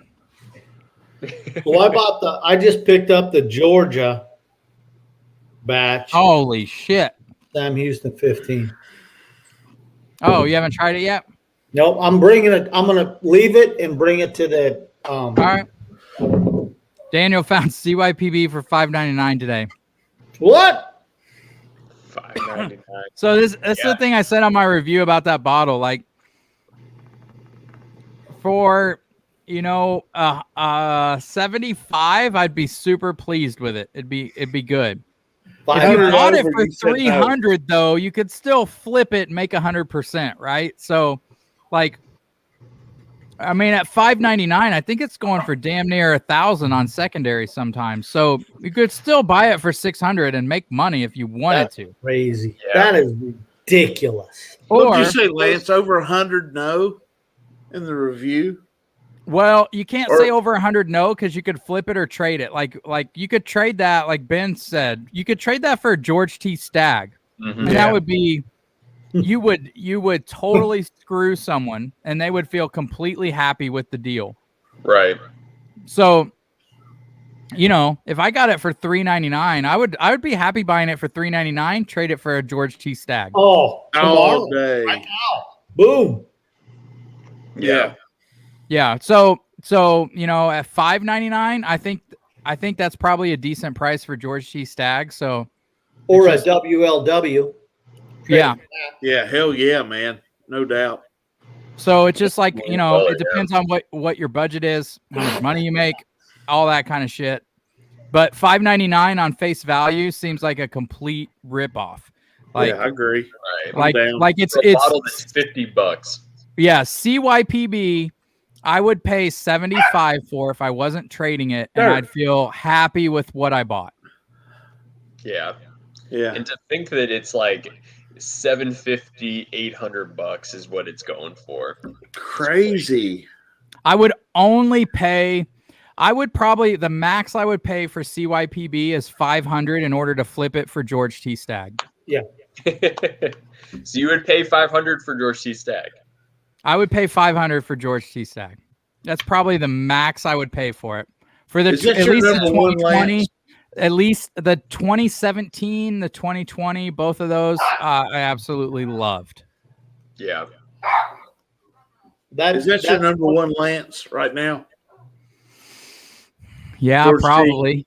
Yeah. Probably, like if I had anything to sit down with on a Wild Turkey 17-year bottle and bond is also like that's special stuff, man. No, when the November run comes, that's what I'm shooting for is George T. I would. Yeah, if you somehow get it in a raffle or get a call for it for close to MSRP, I would pull the trigger. Yeah, I've No already questions asked. I've already told Thomas here that like I don't want Weller, I don't want Elmer, I don't want I'm with you, Marty. I don't want any Pappy. I want the George T. And I'm good. Want George T. Stagg or WLW. And I will open the son of a bitch right there in the store and give whoever wants a taste just to have a shot at it. Daniel said, "How about you buy it for 600 and you buy it for 800 for me and sell it for 1,000?" I'm not paying more than 500 for anything I've ever taken. I'll be honest, there aren't many whiskeys worth more than 200 in my opinion. No. You said there are not? Are not. Yeah. Yeah. Like that's the max, but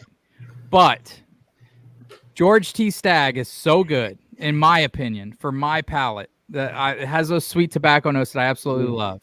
Like I might go 500 for it. The weight of George T. and the cream, as soon as you pour it in your mouth, is like anything I've ever had. And then you get whatever note you get from that thereon is just special. It is special. It's just special. That weight of that cream and that butter when it runs down the side of your tongue, I've just got a mighty. I'm about to have an organism right here.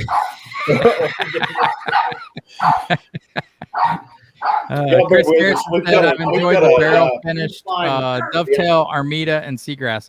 Dovetail, in my opinion, okay. I haven't had Armida. Seagrass was a home run. Yeah, I heard Armida was not great. Yeah, I've heard that too. Is it Seagrass we've got? Is that the blue and green label? Yeah, that's the weird looking one. They're like Seattle Jenny loves it. I bought that for her for what is it? Is that Seagrass? Yeah, we love it. So Daniel said he's a huge fan of Dovetail. It was just too sweet for me, but I can see why people love it. So probably that rum. Yeah, it was the rum. Yeah, the rum on it was super pronounced. Have you tried a lot of rums, Lance? Yeah, I love Foursquare, and I cannot wait. I'm going to put it in a blind just so you guys know. I cannot wait to give you guys this A1 rum pick that Narav did. That's 13 years in a Woodford barrel and then another year in a toasted barrel. He gave it to me blind, and I was like, what the fuck is that? That is like so much brown sugar, and I didn't pick up I slightly did, but I wouldn't have known it was rum unless I'm looking for it. It was more like a bourbon to me. Yeah, Minnick or somebody did that finish with that bottle, and they said, if you told me it was just a finished rum, you'd have been all over it. So those notes are probably unbelievable. I've not had it. It is ridiculous. It is so good. It is so good. Hell, it got us 4 bottles of Blue Run. Right on. Yeah. So when I went into the Cartersville Beverage Company, I was looking for the barrel proof Elijah Craig, and I had missed by about 2 hours. This guy came in and he bought a bottle of and I sent a picture to Lance and Ben, the old-fashioned Cooper bourbon whiskey. He paid $4,400 and opened it right there in the store. Jeez. I was like, Jenny just said that's instant divorce. I mean, just for the fact that guy opened Beat a my ass. $4,000 bottle of bourbon in Where's the the store. baby? That's crazy. That's insane. Yeah. It's Daniel like at said- that point, I mean, taste is, you don't care what it really tastes like. I mean, nothing Yeah. to justify that cost. Right. No, nothing. Yeah. Daniel said that Wild Turkey 17-year BIB is spectacular. It's so unique. I agree, Daniel, 1,000%. It's just so unique. Like the cherry notes, the clove notes, the viscosity is insane on that. The Band-Aids, Shut up, Ed. The vitamin, the Flintstones, the hay.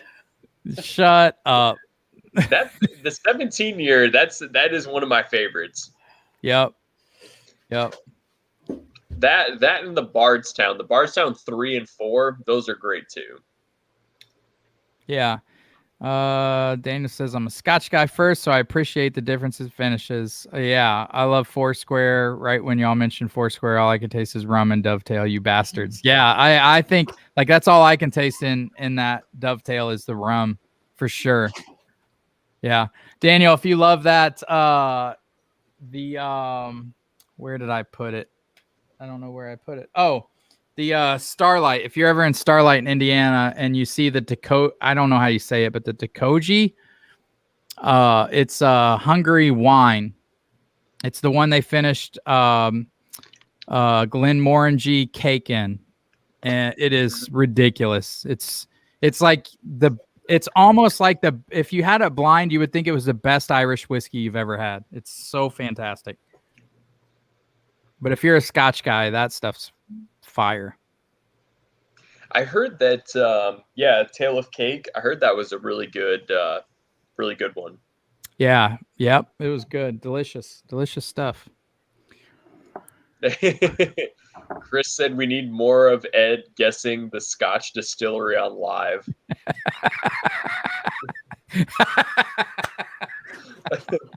It's Ardbeg 10 and he's guessing Glenfiddich.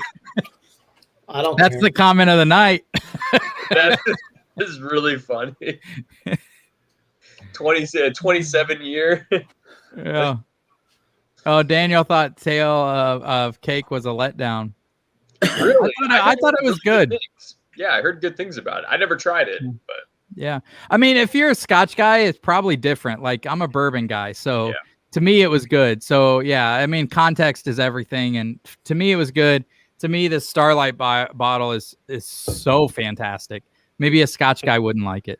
A Starlight bottle here is so fucking expensive. What is it there? It's $89 plus. Really? Yeah. So when we got there at Starlight, I mean, we got like the we got it at cost basically since we were there with A1. So we got it for like Thanks, Ed. We got it for like $50. Not your Ed Bell. Sorry, Ed. Didn't mean to wake you up. Well, I was reading. It's called Toke, is how you say it. Okay, so it's not. Yeah, I thought that it was a little different. Yeah. It's okay. Okay. It's beautiful stuff. So for our hey, Chris Garrison, eat a bag of dicks. All in good fun. Whatever. Oh, there's that guy. Daniel said he doesn't know the story, but he's laughing. So basically what it was is I sent blind samples to Ed and Lance. It was Ardbeg 10. Yeah. Wow. And Ed is guessing everything non-peated. He's guessing that this thing is 30, 50 years old. It's basically what Moses would drink when he came off the ark. I said 21. That was the oldest. He's guessing years that these distilleries don't even have. Drink toilet bowl cleaner and it's better than Scotch. And it was Ardbeg 10. Thanks. Okay. Too Whatever. funny. Too funny. That was a great live stream, man. Oh, fun. Plus I kicked Ed's ass, so it was fun. Yeah, that always helps. You beat me by one because we had a goddamn mulligan. Yeah. Okay. You got the mulligan too. You got the mulligan. Yeah, you got the mulligan too.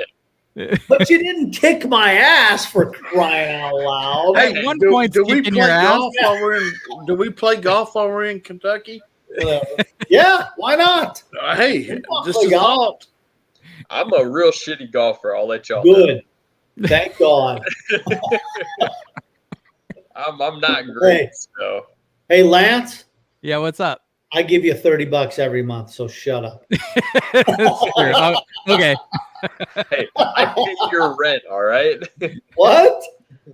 I said I pay Lance, I pay your rent, all right? Yeah, that's true. So for all you Harrison cheap said- asses, that are not part of my Patreon, kiss my ass. Oh, Marty was laying down the law now. I give you $2, Marty. Well, that's good because it starts at 5. So you give me $2. All right, I'll give you $5. Oh God, That's No, it's fucking fun, awesome, man. Marty. I did just send Marty a pretty special Ardbeg sampler. And yeah, Daniel sent me some unbelievable stuff. He sent me a text while we were on live, and yeah, it's crazy. Chris Garrison said, "Do you guys remember me saying my Starlight Double Oaked had a salty I got you, herbaceous Chris. finish? My bottle has been open for 3 months. I tried it again today, and that finish is really mellowed. Oh, good, man. Nice. Salty Nice. herbaceous finish. Yeah, I think from at least like going to Starlight, I told you guys like I was nervous and I was blown away. Like they're really improving their stuff. They're doing great things. Oh, Jesus. Marty's going old Fitz. Man, What year is flexing that? on us. Flexing on us. Okay. I've let everybody on my stream know. Don't That's let old this- Barton in there, isn't it? No, hold on a minute. You're close, but this is Old what's in granddad here was- is Weller Special Reserve. Wild turkey. Is it Weller Special It Reserve? really is Weller Special Reserve in this beautiful bottle. That's It awesome. probably doesn't taste that different. So, the old Fitz that I tasted was like $40 bourbon and a $200 decanter. Yeah. I I had was, the old Fitz 14, and it tasted so much like some of the Henry McKenna Chris, if I 10 had year it, I'd bottles. send we it, had. buddy. Really? Yep. Yeah, up by you, Marty, I was at a place called 620 State. That's where I got it. No shit. Really? Yeah, 620 label and what's the other one? No 620 shit. Where was it? 620 State in Bristol? Yeah. Yeah, okay, 620 label and oh god damn it. The one here in Kingston, there's 3 restaurants that are owned by the same guy, and I was there, and this was sitting back there with this much left of old Fitz, and I was like, "Sell me the bottle and that pour." She goes, "Well, let me talk to the manager." She goes, "I'll tell you what, I'll sell you the pour and the bottle for $20." Oh, wow. So that's yeah, no shit. God Almighty, I can't believe you were here. Yeah, it was back during COVID. My girlfriend and I took a road trip, and we were there. I love that place because they'll give you a flight, and whatever the highest, whatever high-end flights, man. That's what you pay for the flight. Yeah, and it's shit that you can't get anywhere else, and it just makes it right, man. Yeah, I tasted Willet Purple Top there. Yeah, they got it there. And was like, holy shit. Yeah, that's good stuff, we man. could go. Kevin, my buddy, who's been on my streams in the past, and he'll be on with me tomorrow night. But we'd go down there for dinner with just me and Christy and him and me and Jenny and him and Christy. Really good. And we could get a damn 2.5 ounce pour. And when I talk about 2.5 ounce pour, I'm talking about up to here of George P. Stagg for $30. So he'd get one, I'd get one, and we'd milk that shit all night, man. I mean, just where am I going to get that somewhere else? You know. Daniel said, Whiskey Tornado, you'll see me on more live streams. I like you guys. I was there for 1,000 sub stream. Richie Z. Oh, Richie Z's a good dude, man. Nice. Had me come on and sub a few days before. Thanks for the support, man. Yeah, we're just some guys that love whiskey and love fellowship and enjoy Listen, each other, Richie so. Z and Daniel have brought me more subs than I can ever thank them for. So yeah.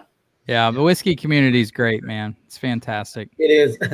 I'm almost at 70,000 subs, so if you haven't subbed yet, please do.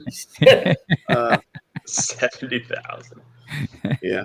No, we're almost to 300, and that's a big deal for me because we've only been going for about 4 months. Dude, I think I've told you this before, but comparison is the thief of joy. I think I don't remember what past president said that, but it's very true. You just got to keep doing your thing, man. Find your tribe, find people that like you, not worry about the people that don't, and whatever happens, happens. So what we're doing, I don't if it's okay with Lance that I plug Whiskey Nose for just a second. Go for it, brother. You know, when I was doing all these live streams and stuff, I was cutting into so many other people's stuff. And I don't like doing that. I like people having the option, you know, who they're like, go there, do your thing, watch whoever. And it was really hard for me being East Coast to find a good time to do a live stream every week. You know, you got Shelf Turds 9 to 11 Monday. You've got Bourbon Junkies Tuesday. You got Jason C. Mash and Drum Wednesday. I had yeah, but you know what, Marty? There's so many channels. Like, you just do your thing, man. If people love you, they'll watch you. You can't. I mean, I understand not wanting to step on someone's toes, but so many freaking channels. Like, your people will watch you when you go live. Like, I'm not worried about it. I just go live whenever. I don't even have a set routine. Yeah, I wish I had time to. You do so many great videos that your videos don't overlap anybody. And it's so hard for me and Jenny with the lifestyle that we have. She's currently getting her doctorate, and I work crazy hours that videos are hard for us. So what we're doing now for Whiskey Nose is 8 o'clock on Sundays Eastern. I know that's it's bourbon night, but goddamn, they're getting 500, 600 people watching. I'm not going to take anything from them. No. And I've reached out to multiple people, Cheech, DC, Shane, God almighty, who else? Trevor, Bourbon Wrench, but a bunch of people, and they're like, hey, man, you doing something different than they are. You're 30, 40, 50, 60 people that are chiming in are not taken away from its bourbon night. Mm-hmm. And you're different. Because, you know, what we do is, like, me and Jenny will start a tasting. We'll go for 30, 40, 45 minutes. And then she'll go away. I'll talk a little bit. Then we open it up to everybody, just kind of like what we're doing right now. So I get best of both worlds. So 8 o'clock on Sunday nights are basically Whiskey Nose. And that's what we're going to run with. Because there's no other way. I don't know how else to do it, you know. So that's what we're doing now, and we started last Sunday, and it worked really well. I think at one time we had 60 people viewing, and that's good for us. That's great, man. Yeah, and you know, like I said, we've been doing this 4 months. You know, take it for what it's worth. And so, like this Sunday, we're not doing anything because it's a holiday weekend. Next Sunday, we're going to do a DC has put together these killer blinds for us. I'm going to do a DC blind next Sunday, July 18th. I'm going to have